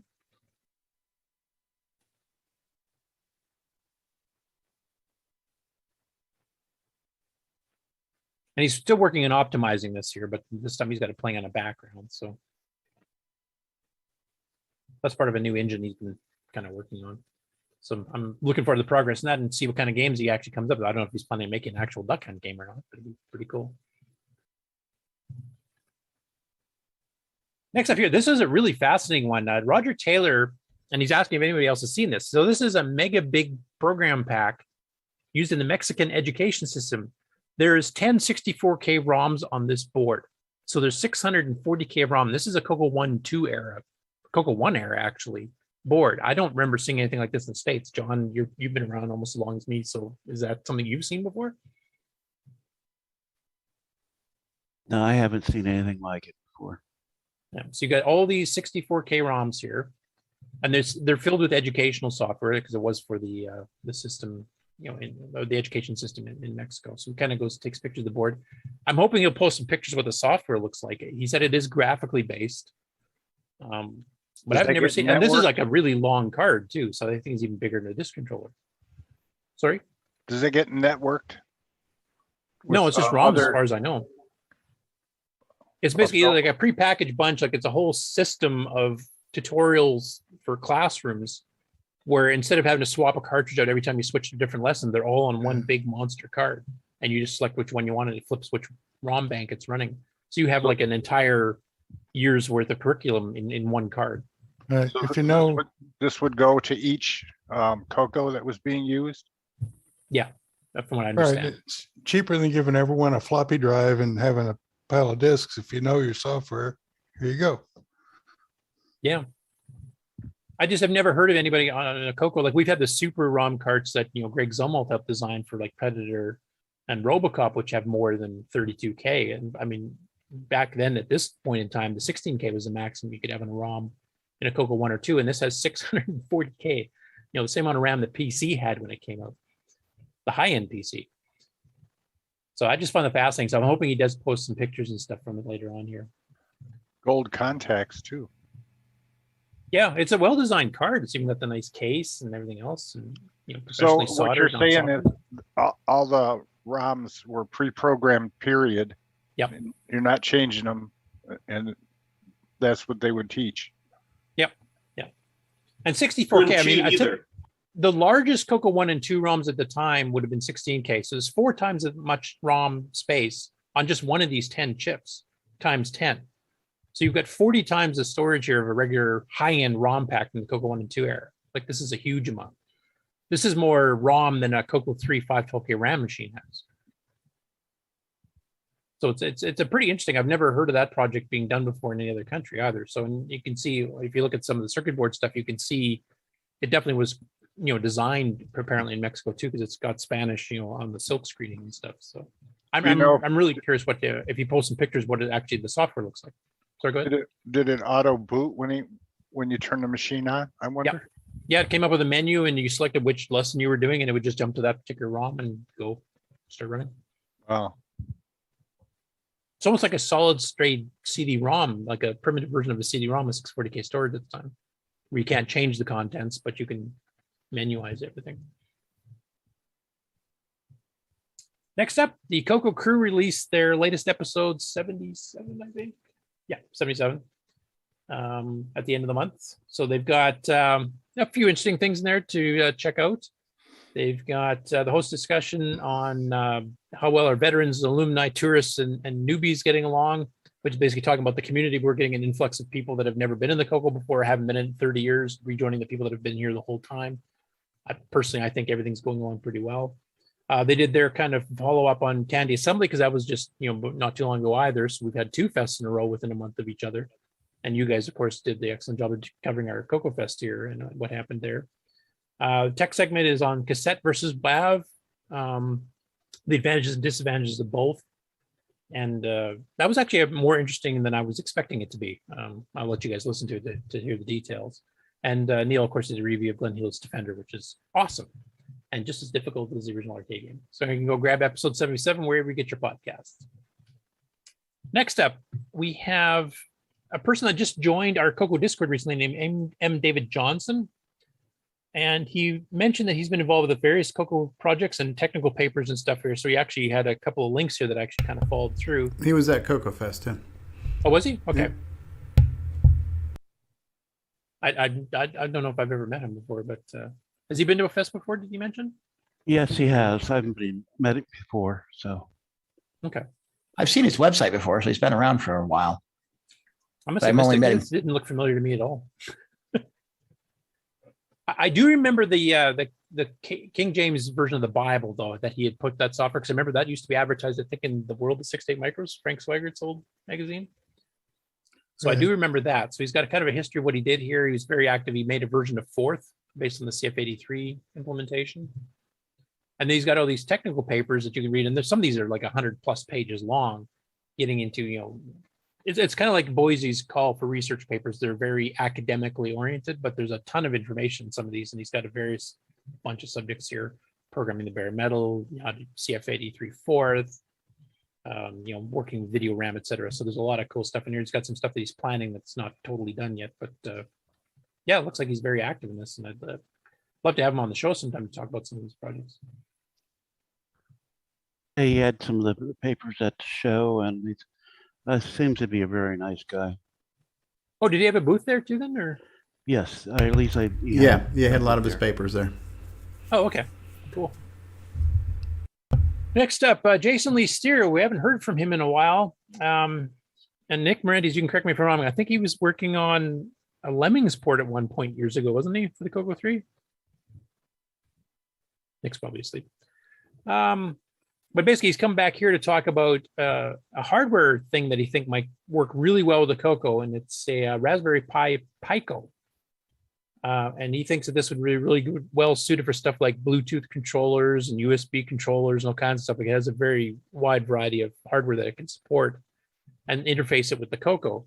And he kind of gives some explanation about here. And then the comment section went in about talking about some possible alternative things that might also work too. Some that might be a bit cheaper, might have a bit more expandability if it's a bit more expensive. So it's a way to interface more modern hardware with the CoCo. So it's a really good discussion going on. It's already got 27 comments on here. I'm not a hardware guy, so I can't speak too much to all this. It just sounds really cool. They're talking about looking up like, Bluetooth joysticks or whatever, or USB mice or stuff like that. Well, it's like a Swiss Army knife. Yeah. Well, the main thing about the Pico is it has that extra little engine built into it that can run some things very fast. You can actually output with spatial code it as fast as doing stuff for the DVI. And so it makes it kind of ideal for pulling off some things you couldn't do off of a processor at that speed. The other thing that Jason is stressing is that it can be deterministic, which means you can know you get your data, okay? And I actually have some paper napkin type projects looked at the Pi and the CoCo myself at this time. Really haven't done much coding. So it is very definitely a chip to look at our system. You can actually get the bare chip as well for as cheap as $1, and competes very ably with things like the STM32 systems, which are basically, I went looking for chips for a project for CoCo, and they're like non-Titanium at this time because of the chip storage, but you can get the Raspberry Pi chips, the Pico chips. So very interesting, a reasonable amount of I/O, some analog to digital converters, plus that I/O engine that it has that runs independently of the processor, so you can really do some really cool stuff with. Okay, so that's a project we'll have to monitor, especially if some of you hardware guys kind of pick it up. If it's only $1 or $2 a chip, that's a big plus, because some of these other FPGAs and CPLDs are a little expensive. The chip itself is $1. The standard price on a Raspberry Pico is $4 without headers. Yeah, so nice and cheap. So we'll definitely keep an eye on this. This is an interesting one here too, that Fabian, who's also at the show, asking, has anybody ever owned one of these, and did this company make anything else for the CoCo? I do remember seeing these ads. So this is a 68008 board you could add to the CoCo with extra RAM. It actually had a high-res board you could add on with up to 640 by 220 graphics, or 640 by 400 on it. It's like there's a bunch of extra stuff there. You could jack it in with 256K of RAM. I do remember they had a 512K version later on too. Now, this was out of my price range at that time, so I never got them. I'm trying to remember if I actually saw this at the first Rainbow Fest I went to. I might have, but I didn't really know too much about it at the time. So it was a rather interesting discussion if people have actually seen it. But he's actually met the person that was one of the designers of this, that lives up in Quebec, Canada. And he's going to try to arrange to get him on the show. And he actually has seen one of these things that this guy has still. So this is not a vaporware product. It actually was out. And I'd be interested to see what it's capable of doing, and talk to the actual designer. So he's trying to arrange for us to get an interview with him too. But did anybody here have any experience with the 68008 board? I know Chris Burke had planned one years and years later, took on the CoCo 3 as the rocket. But I don't know if this was that popular just because it was expensive. I had 68008 experience on a homebrew board, but that was about it. Okay. Yeah, because the 256K version of the 68008 board here was $339 US at the time, and this is 1986, 1985 time range. The graphics card was another $300 US. So I mean, you're talking like each of these boards is more expensive than a CoCo itself, almost more expensive than a CoCo and a disk drive combined. So these are not cheap. So I imagine they would have been, limited market. Yeah, that's not going to be cheap. And in addition to that, the 68008, since it was an 8-bit memory bus, would be really slow. Yeah. Yeah. Memory access would be terrible. I would imagine some of the math features though could be done pretty fast, even with the slow memory bus. As far as I know, internally it has 16-bit registers and 32. But it's basically 68000 just with an 8-bit data bus. Data bus, yeah. It's like an 8088 versus an 8086, basically. And a 24-bit address bus, I could do 16 megs. Yeah. Well, that was the original plan for the Rocket, and the very first prototypes that Chris Burke showed us was a 68008. Then he ended up upgrading it later to, I think was it a 68340 or something, some sort of microcontroller one that could also interface with an 8-bit bus, was quite a bit faster internally. Fortunately, that project never went. This was a rather cool one. So the All Things Tandy Radio Shack here has a link to the vintage Radio Shack sales catalogs, which I find fascinating going through these things. So they got all the old catalogs, and this goes back to way back in the 50s and 40s, like when Radio Shack was still, I think, in Boston or wherever the heck it started at before Tandy bought it out. But they've got all the computer catalogs. They've got the main Radio Shack yearly catalogs, and now they've got these sales flyers. And there's a couple of pretty cool ones in here featuring CoCo stuff, like some of the CoCos going on sale for Christmas, and like the CoCo 3 going on sale for Christmas type thing. And it's kind of fascinating to see which machines they were pushing more for, certain seasons versus other ones. And what the prices, like some of the price drops they did for Christmas were actually pretty darn good, like, 30-40% off or something like that. So it's a pretty fascinating. I can get lost in this website for hours, so I'm not going to bring anything up because I'll do it again and then the show will be 13 hours long. So, but definitely worth checking for the bit of history. And they're starting to introduce ones that are non-American ones too. So I've noticed they've got a few Canadian sales catalogs, and hopefully they'll get some Australian ones and some other ones from the Tandy stores too. Next up, and I think TGB Chris, he was in the chat earlier. I don't know if he still is, but he actually put up 2 videos over the last couple of weeks. So the first one is showing him repairing a CoCo 3 that was damaged in shipping. Hey everyone, TJB Chris here, and I got a new color computer. And there's a popular game Not there on this his color monitor. computer, but this color computer. Okay, it's hidden behind the picture here, but this is the color computer. So basically, when he got this CoCo, it looked at very first glance like it wasn't in too bad a shape. It's a bit dirty, et cetera, et cetera. But then he found out that the way it got shipped, it got dropped or something. The guy did pack it well. It wasn't a packing problem. But basically, when he took it out, the whole keyboard shifted over, and the posts that the keyboard rests on were busted off, and like it really got hit hard. And he actually goes through, and like I said, it's a fairly long video. I'm not going to play it all here. It's 30 minutes long. But he goes through like trying to glue things back together, and he actually got it going pretty good. And he actually got it, running functionally. And most of the repair of the plastics is what most of the video covers. And he actually did a pretty good job in getting it to work with existing or very small little pieces that he added himself without having to replace like the whole case, even though there was multiple pieces busted off in various spots. So definitely worthwhile video checking out if you want to have to do a repair work job on the case. Or you can buy a new one from John Strong. And then his second one here was replacing the capacitors of CM8 monitor. So he's trying to fix the CM8. Now this is his original CM8 he has had since he bought the CoCo 3 back in the 80s. And he still has a door. Now part of the door is a little bit broken. You can see it's a bit janky the way it's hanging off there. But he actually goes through and replacing it and how to take apart the monitor and what all to replace and how to discharge the tubes so you don't get electrocuted when you're working on it and all kinds of stuff. So it's a good informational video too. And he has some more work he wants to do in the CM8. So I'm imagining there will be a sequel to this at some time. This one here was kind of an interesting story. This guy went to an auction, and for $25, it was labeled portable typewriter or something like that. So he went and bought it, and it actually turned out to be a CoCo 2 with some game cartridges and all the manuals and Black Beauty joysticks and a CCR81 cassette, and he got the whole haul for $25. So there's still good deals to be out there, especially when you find people that have no idea what they're doing. I won't play it here because he's got a whole bunch of music and stuff that's really loud in the background, but it's a pretty interesting when he goes through the whole thing. And there's some other bits of odds and ends in there too that aren't CoCo related, but for $25, it was a pretty darn good haul. Next up, now you guys can talk about this probably more than I can, because Brendan basically announced that he was doing this extender case for the MC-10 to be able to fit a CoCo VGA and some other mods inside. And this is one showing the orange one now. I think he had alternative colors and even a rainbow colored one at the fest. Is that right? Stevie and the rest of you were there? It was RGB. Oh, even red, green, blue. Right? Yeah. Okay. It was like RGB. So you had this one, a black one, and an RGB one. A multicolored MC-10 shim. Yes. Yeah, so he's also rerouted their power and reset buttons to the front. It's even got a lighted power button, and it gives you enough room for the composite output if you wanted to add that, or the CoCo VGA. I'm assuming there's enough room in there probably for some other projects too now. I'm assuming there's a fair bit of empty space.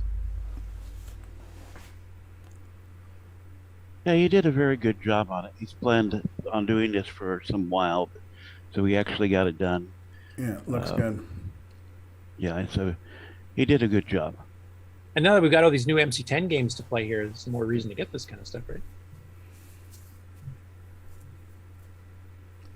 Yeah, that was his presentation. It looks really good. The CoCo VGA is the must-have for all your CoCo 1, 2, Dragon. No, it's a little weird how you have to run it in the MC-10 because there's no VSync signal. So you have to actually use the timer on the microcontroller 6803, and then you have to select, push the orange bar off the screen, and now it'll trigger properly.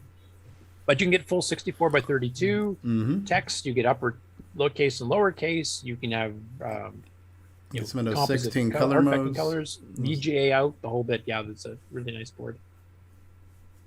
He's done an exceptional job with the project. Yeah. Next up, we got some Dragon stuff here. So Steve Parham put up these pictures, and this is once again to show that the packaging of software, even the lower end, cheaper software like this, is still miles above what we saw in North America. So this is just the standard, holographic foil you throw into a cassette case, right? I don't think I ever saw a game up here do that, or any software for that matter. And this is one of their cheaper ones. This is called Micropoly. It's basically a clone of Monopoly, and it was actually a dual tape for the VIC-20 and the Dragon. Now, the rest of the case is pretty normal. The tape's not that fancy. It's double-sided with Dragon on one side, VIC-20 on the other. Standard fold-up. But just having that holographic foil case, I thought that was interesting to show because that was the type of extra oomph they gave to packaging in the Dragon in the UK that we just never saw up here. Next up is a video put up on how to replace a power supply in the Dragon, and I know John Whitworth has been selling replacement boards for those, and I think he's just about sold out if he hasn't already. And he's basically said he wasn't planning on making any more unless there's enough demand to make a larger run, which maybe that happens. From my understanding, the Dragon power supply does tend to go a little bit more than say the CoCo ones do. But it's a very nice one that tells you exactly how to take it apart and how to put the new one in and test it and blah, blah, blah. So if you need to do that kind of thing, it's a really good video. And then the last news story for today is a Dragon 32 programming video, which is basically going through BASIC and then teaching you some of the graphics commands and sine and cosine and stuff. And then he ends up with a little, the standard sine cosine style demo that James Differendapper is probably a fan of. Just running in BASIC here and just, doing the kind of fancy spirograph. Spirograph. Yeah, exactly. Spirograph's what I was thinking too. So anyway, it's actually meant to be a bit of a basic tutorial, but on a very specific set of subtopics to get into, sine, cosine, and the graphics modes and how to do that kind of stuff. So I don't know if he's planning on doing a series of these, but he said this is the very first programming video on YouTube he's ever done. So I'm hoping he does continue this series because it's nice to have these tutorials that they can grab when they're trying to learn things. And that's the end of the news, which I powered through as fast as I could. All right, cool. All right, well, I'm starting to get hangry. So, which means that the amount of showtime we have left is dwindling by the minute. But we've got a little bit of time left, and we're just going to go over some project updates and acquisitions. And let's just focus on if you picked up anything at CoCoFEST this weekend. We'll do a show and tell on that. And does anybody have any updates and acquisitions and anything you might have picked up at the CoCoFEST this past weekend? Anyone? I did purchase some brownies, but I already consumed them. Nothing to see here. Move along. Yeah. Well, we'll start with that, and then maybe we'll move on to other things. And I picked up a couple of floppy drives. Can you show those off, or were you not prepared for that? Oh, they're sitting right over here. One's in pieces. And somebody else was mentioning something too that I'm not sure there was. All right. Yeah, I well, was. Well, while he's getting that, I'll show off some of my stuff came before CoCoFest. Some of it came after. So, the week before CoCoFest, I got 2 things in the mail exactly the same day. The first one was this. This is the Treasure Island Defense cartridge made by Sheldon McDonald. Very nice packaging, nice clear case and an insert. This was the GMC version, so it's got the Game Master chip on it. So nice whole package here. I haven't had a chance to play with it yet, but I am looking forward to playing with this on my CoCo 3 and my CoCo VGA. And then I also received that very same day from none other than the person on the panel himself right now. But I actually got my CoCo 3 case for the CoCo Pi400. So I got this from John Strong, and this is got all of the back panels. And yeah, that's the Pi400 that you weren't going to buy. The Pi400 that I wasn't going to buy, and yeah, and then now I have the case that I said I really didn't need or didn't have room for, but this somehow mysteriously showed up at my doorstep. So very cool thing, very cool product from John Strong. Thanks for making that. Thanks for sending that. Now I will fast forward to, I did not get a lot from CoCoFest. I avoided the auctions the whole time. I didn't want to see anything there because I didn't want to be tempted to buy anything. So I avoided the auctions like the plague. However, something that I couldn't pass up that Tim Lindner had at his table, but this is Marty's Nightmare. And this was a very rare game that was released at a Rainbow Fest. Dedicated to Atlanta CoCoFest, specifically written by Steve Bjork about Marty Goodman. For Marty Goodman. And so this is probably from Marty Goodman's personal collection. So this is an original physical copy of Marty's Nightmare. Probably not a lot of these around the world, so I figured let me grab one of those. I have a software question. Yeah, what's that? Oh, yeah, I've got a software question, right? I've got it. Now, this was a gift to me from Terry Steen, author of Balloon Fire and Killer of Couches. But Brian Weezer had a few things for sale at his table. And he says, you know what, Steve, I want you to have this.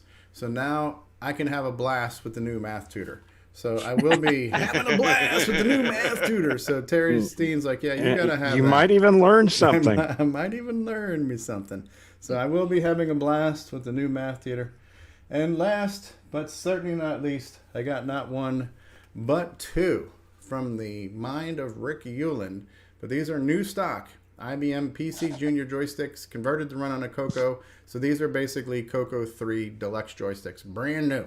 So I got no excuse now to say, oh, it's that 40-year-old controller that sucks. It's no. Now if I suck, it's because I suck, right? That's the 50-year-old owner. So I got 2 of these from Rick Hewland. These brand new deluxe joysticks.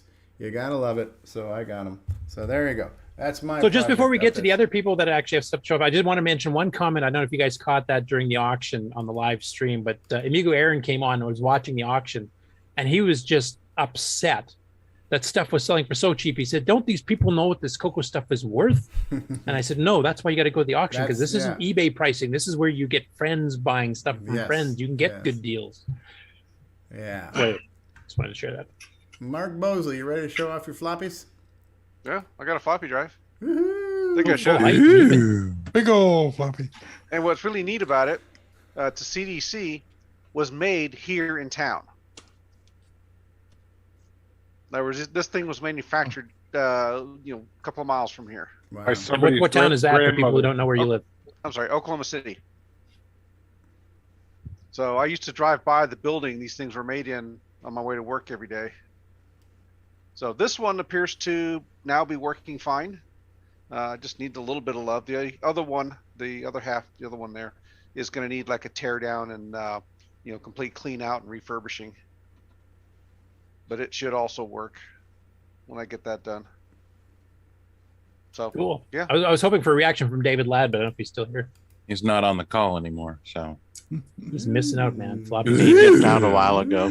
He fell asleep. What do you mean I'm not here? Oh, there he is. There he is. He snuck back in. See, you talk about floppy drives and he appears. It's like a genie. Yeah, for as much time as Mark Bosley spent running around that auction, I'm surprised that's all you got, Mark. Well, that's all I had a chance to bid on. Ah, yes. I bid on something. I think it was a collection of like the cartridge, a bunch of the little square manuals for cartridge games, and it was a whole bunch of those. Once it got up to like $15, I'm like, you know what? I don't really need these things. I'm not going to blow a freaking fat wad on these things. But it would have been nice to have. It's small enough to fit in my suitcase, but it wasn't like $25 plus nice for me anyway. So that's when I stopped bidding. I had to think of things that were small that I could fit on my suitcase that weren't going to cause my wife to want me to sleep on the couch. Right. So good stuff. Good stuff. Who else has a CoCoFEST update acquisition they want to talk about? I got one quick thing from John Strong. Hold on. Pi400 case like yours. Let's spotlight. Hold it up a little bit more. Isn't that beautiful? Look at that fine quality craftsmanship. Look at that. Yep, it's for the Pi400, which is basically a keyboard with the Pi4 built into it. And so I got to order that now to stick in here. Now you need to get the matching object to go with that object, right? So, yeah. John, did John sell out of these at the show? Like, it looks like a lot of people bought them. I don't know, but he did a good sales job on me. I told him, I said, yeah, I'm going to pick one of those up eventually. He's like, get one now and save the shipping. I was like, all right, let me go get the money.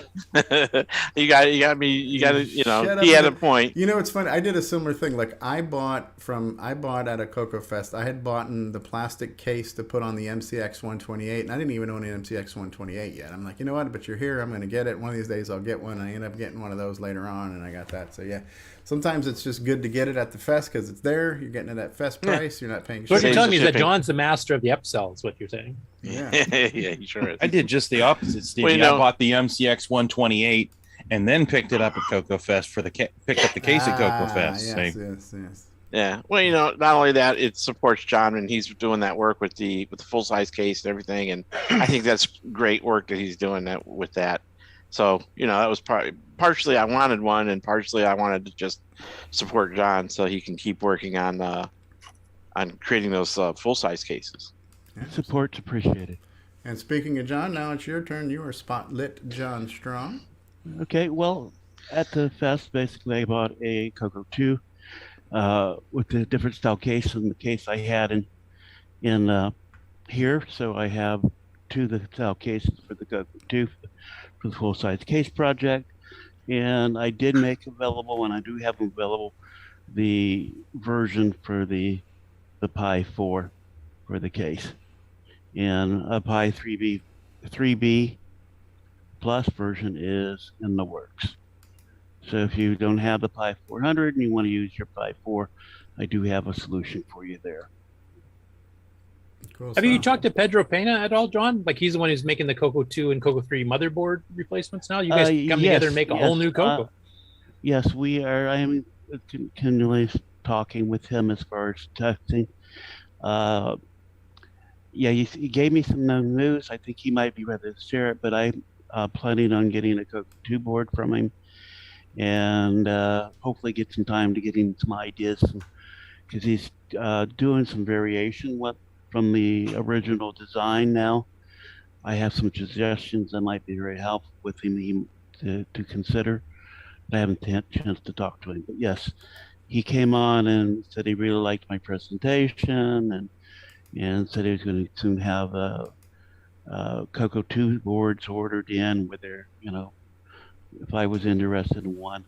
I actually had one of the boards just with some connectors at the fest so people could see it firsthand. And so, yeah, I'd like to build one up. So cool. We'll see what happens here. So we're keeping in contact. So I requested him to keep me in the loop, and he said he would. So okay. When you guys do get something jointly together, we should have you both on for a special presentation. Yeah. And so, yeah, it'd be nice. And, there's things in works. So I think that's it. On the cases, I know some people have complained that they didn't think my case was smooth enough. It's one of the trade-offs between print time and the other.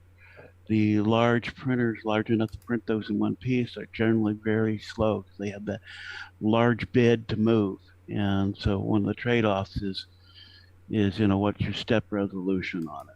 I can print finer than what I sell these cases at, but to print them is fine. They're doing the little printers. It probably take about 54 hours on my printer. So, I'm not going to spend that amount of time on a single case. I have one more update that I forgot to show that's on my head now. I'm going to zoom on this real quick. So Where's the propeller? Yes.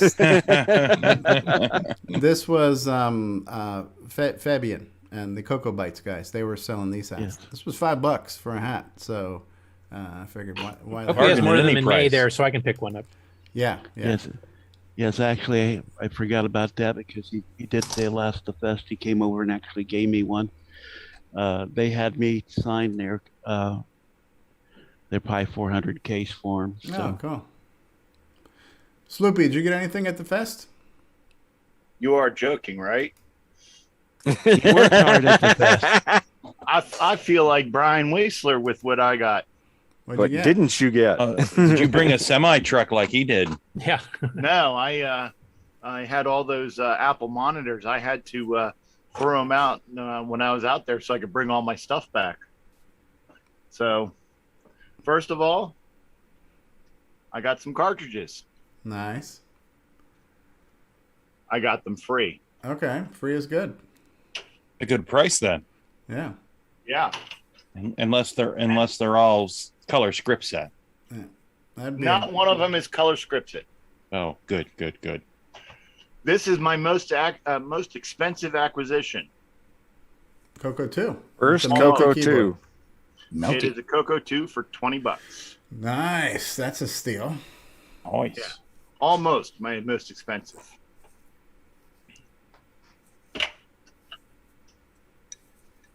I got a book or two. Nice. I like those. Had those. Those are good. Yep. Yeah. I have this. I had both of them. This one's long gone. This one is, well, let's just say when you've gone through it more than never mind. Yeah. It's well worn. Well read is, I think, what you're saying. It was gone through more than a porn mag in the hands of a 14-year-old. So did you manage to sell some of your Apple monitors? Because did you have RGB ones in there too, like GS, or just no? composite? They were all color composite, and I traded one, and then the rest didn't sell at all. But as you know, I've been to VCF Midwest many times, and I've known Jason Timmons for years, so he allowed me to keep them in his warehouse. I'll have a few for sale in May, and then in VCF Midwest in September, I'll have all of them for sale because I actually have 8 more here. Then I got this. Model 100 or 102? I can't tell. Spotlight you again. Nice. You'll go far, Sloopy. Model 100, the original. Yes. I got this for free. Wow. Holy crap! Is it That's working? a steal. Wow. I don't know if it's working because I haven't plugged power into it. You don't have any double A's? It runs on batteries too. Yep. Now, I got this. CoCo Trois. 3. Nice. 3. Working. And this. And another CoCo 3. Twins. Hey. Put them together. That's a CoCo 6. I got this one, $50. $50. And how much are those going for you on eBay these days? $300 to $400. Yeah, I got it for $50, and it works fine. This one. How much memory? They're both 128K. This one had a bad space bar, but it just wasn't put together correctly. Now is everyone sitting down? Yeah, sitting down. I got this one for $10. Wow. That's even less than the one It's even less than the one I've got back in the 90s. If people need an excuse to come to the fest, that's it right there. You can get deals like this that you cannot get on eBay. Like people that are complaining it's too expensive, come down. You'll save the money buying a CoCo 3 compared to what that's you paid the to gas get there. money right there. Right. And it didn't have any type of soap powder or key switch in it. And it was the reason why I got it so cheap is because the gentleman that I got it from I was very nice to him. I mean, he was a very nice guy, easy to talk to. What's the Stevie then? He was a member before, and it was like the end of the show, and he didn't feel like taking it back home, and he goes, "Make me an offer," and I'm like, "All I've really got is $10," and he goes, "Also sold." So, and then the last thing that I got. But wait, there's more. Yes. CoCo 1. Oh, an old one, original too. With a RAM badge, 4K. 4K. RAM badge. That's like a D board, probably. It's an E-board. Ah, darn. What's the number on the back? Yeah, what's the serial number? Serial number? Yeah, come on now. The model number too, 26 dash. Can't read it. So 57864 or something. 52868. Yeah, and it's a 3001. Like a vision test. Which was the 4K model? 3001. Yep. Okay. Yeah, I still got the 4K RAM badge on it too. That's there like we the go. one I had, except I had a D board. And it's still got the rubber shoes too. Yeah, I actually got that to Kevin Ray, and I want to shout out to him. Thank you. It didn't. He gave it. Originally, he asked me if I could fix it for him. I was like, "Yeah, sure, no problem. Just bring it over to my booth, and I'll fix it." And about an hour and a half later, he came over. He said, "Well, I don't really need it," because he actually got it in the auction with a color baseball cartridge for $20, and said that he only wanted the cartridge. So he asked me if I wanted it, and I'm like, "Well, yeah, but He's like, "No, you can have it for free," because I mean, I did some other work for him and such, and he goes, "You can have it for free." And I said, "Sure, I thank you very much," and I want to thank him again. And yeah, I found out what was wrong with it. It was it's been upgraded to 64K, a full 64K. And it would only respond as a 4K machine. And I finally fixed it. It had the memory configuration jumpers were not correct. And once I fixed that, it's a fully working 64K CoCo 1. Sweet. Very Awesome. nice. Come to CoCoFEST, boys and girls. Get cheap stuff, man. Yeah, I That's mean, the it was moral like of the story. Whew, I got what? Almost $1,000 worth of value. That's better than going to a Radio Shack back in the day. I do. Hey, have, Sleepy. I do have a soundbite for that. Hold on one second. That's better than the free batteries they gave That's a you. real bargain. That's right. Hey, Sleepy, we have a bidding war going on here. Somebody offered $20, 2 times what you paid. Somebody else, I think, is after a little bit more. Oh, Kevin Holloway. He'll bid 30. For what? I'm not sure which one. They didn't say. Probably the CoCo 3. Oh And yeah. Alan Murphy says the funny part is that Sloopy almost didn't go. No. Oh no, Sloppy didn't go. Sloopy went. Oh yeah, and I also got. Nobody cares anymore, Sloopy. We hate you. Oh, yeah, I forgot the badges. The badges. I got a really cool Stinking badges. Can you zoom that up there, Stevie? Yeah. I am working on that right now. Yeah. Good He's got job like on the 3 of badges. them. He's got like Yeah. 3 badges. Sweet. Yeah. I got my name. You got one that just says Sloopy. One that just has my nickname. And one that has my I'm in trouble name. Uh-oh. Your government name.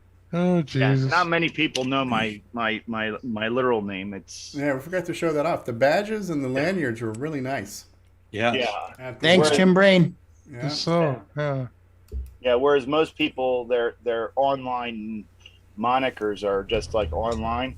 Mine is actually my actual nickname in real life since 1983.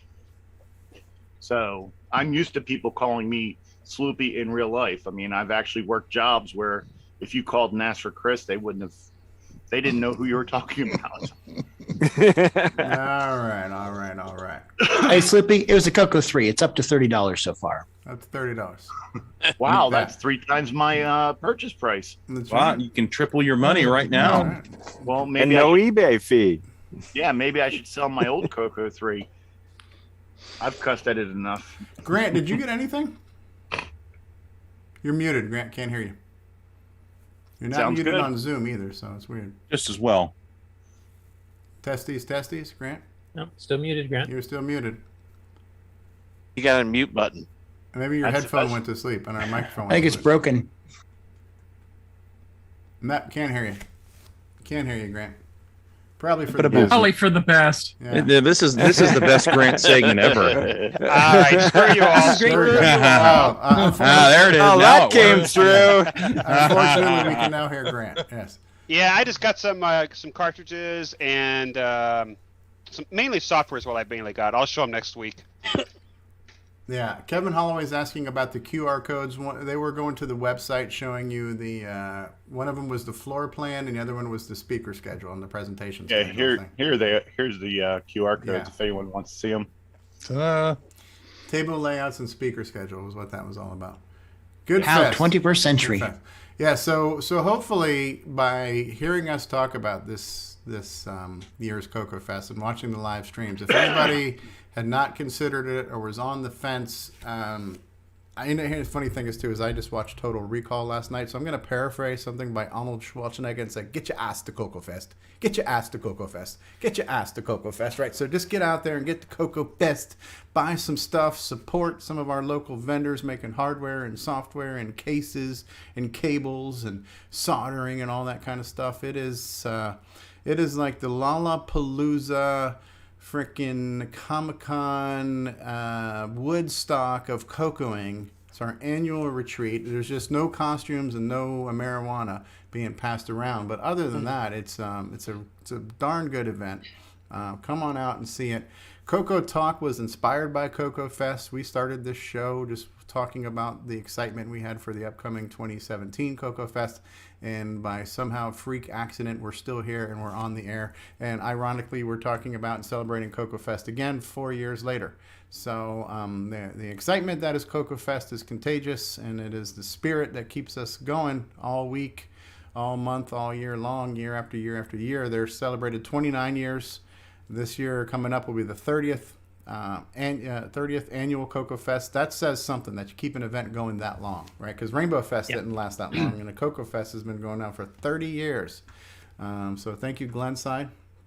I just wanted to post a question too that I know came up in the chat during the streams there. Yeah. And you guys that are hardware vendors and hardware repairs that are going to be at the next fest here, there's quite a few people asking about getting 639 upgrades done on site during the show. How many of you vendors on the panel here now are planning on having that as an available service for people? I actually did some this past one, and if I can get a hold of 63809s, I will be able to do it at the next one. And Mark usually does that as well when he's at the fest. He wasn't at this one. Mark Marlette from Cloud9. Yeah. How about Mark Overholz or Rick Gill and some of these other hardware guys? Are you guys planning on doing that type of service too? Wouldn't be very easy for me to bring soldering equipment. Oh, okay. Well, they do. You can ship it. I think it would be a good thing if somebody wants to have an upgrade in the desolder project to make sure you've scheduled that with whoever the particular vendor That's is. what I'm trying to see. Like if we've got multiple vendors, if a bunch of people come in wanting them, that we can spread it out so not one person sitting behind a chair all 3 days or all 2 days like Richard used to have to do. Right, because Sloopy ended up buried behind his table soldering away for the whole fest. Hey, I didn't mind. Right, well, and I bought a drive wirelessly from him, but I think I didn't make him solder it in because, hey, you should come up for air a little bit. Kind of why I don't typically do that thing in general, let alone at a show, because it's time consuming and it's almost a good reason for the half fest, where we're more concentrated on spend more days, do more things. Yeah, the thing Jim Brain was talking about at the top of the show. Yeah. Well, if Richard Lorbieski makes it this year or next year, then hopefully he can too. I know he had done that in the past too. So Cloud9 would be one of your vendors. If Boyson Tech is going to be there, that would be another one. We do have other capable people like Sloopy. I'm not sure who else. Rick, so I don't know, Rick, if you answered the question, would you be willing or able to do a desoldering socket replacement at a fest? Yeah, I'll bring parts because now that I know what to bring and I know it all fits in my car. All right, so Rick Newman might be another one. So we might have a few options there. Good question. Good to know. I know Brendan Donahue does a little bit too with the CoCo VGA side of things. So if you needed something done on the CoCo VGA side, then he would be able to help you in that regard. Go ahead, John Strong. Sorry. Yes, I just wanted to bring up, with the passing of Carl Boyle, that he was very instrumental in the first CoCoFest happening. Okay. Oh, that's right. Yeah, I forgot about that. Yes, I just was reading. Actually, have a CoCo Chronicles from my brother had that Alan Upton had signed and such, and reading on that, and so he was very instrumental in that. So, Carl, I haven't seen you at the fest for some while, but be missed. And I wanted to bring that up since it hadn't been mentioned. Let's be talking about the CoCoFest. He's very much pushed for Glenside to support the take it over when CoCoFest. Rainbow's shut down. I forgot about that. Yes, You're right. The planet. In case they wasn't going to do that. So that's actually chronicle in the the Chronicles that was written. And so I thought that was a very appropriate information to add here at the time.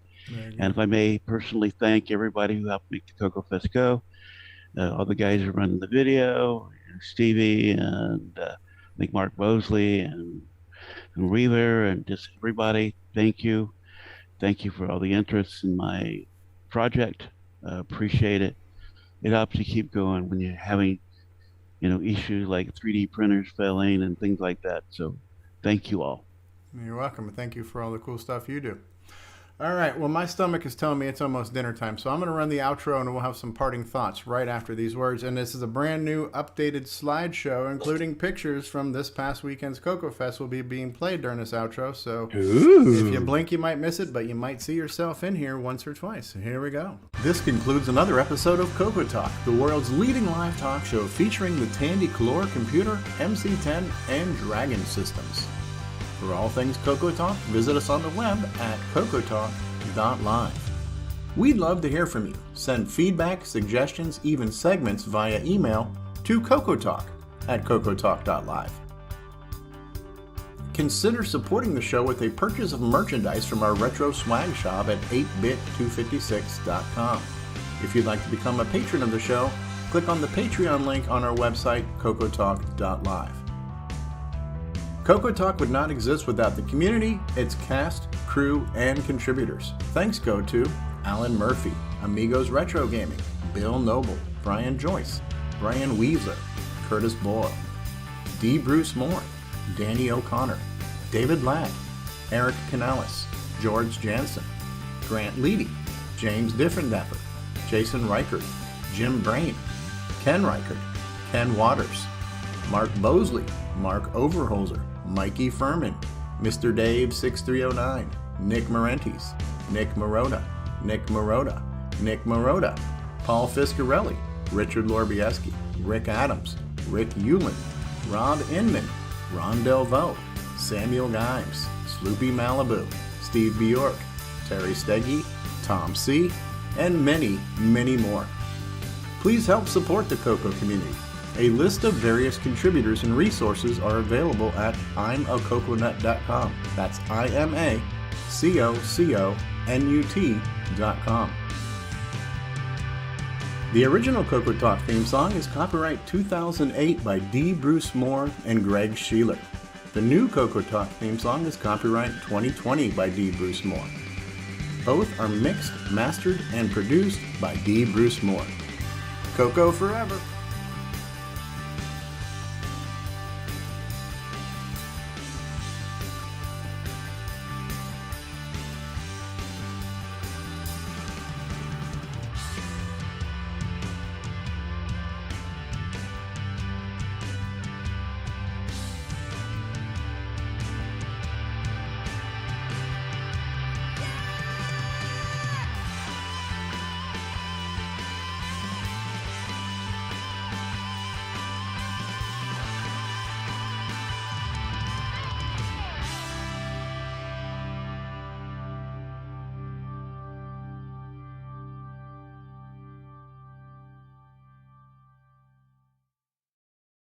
Strong was in there a couple times. John Strong is like the Mr. Photogenic there.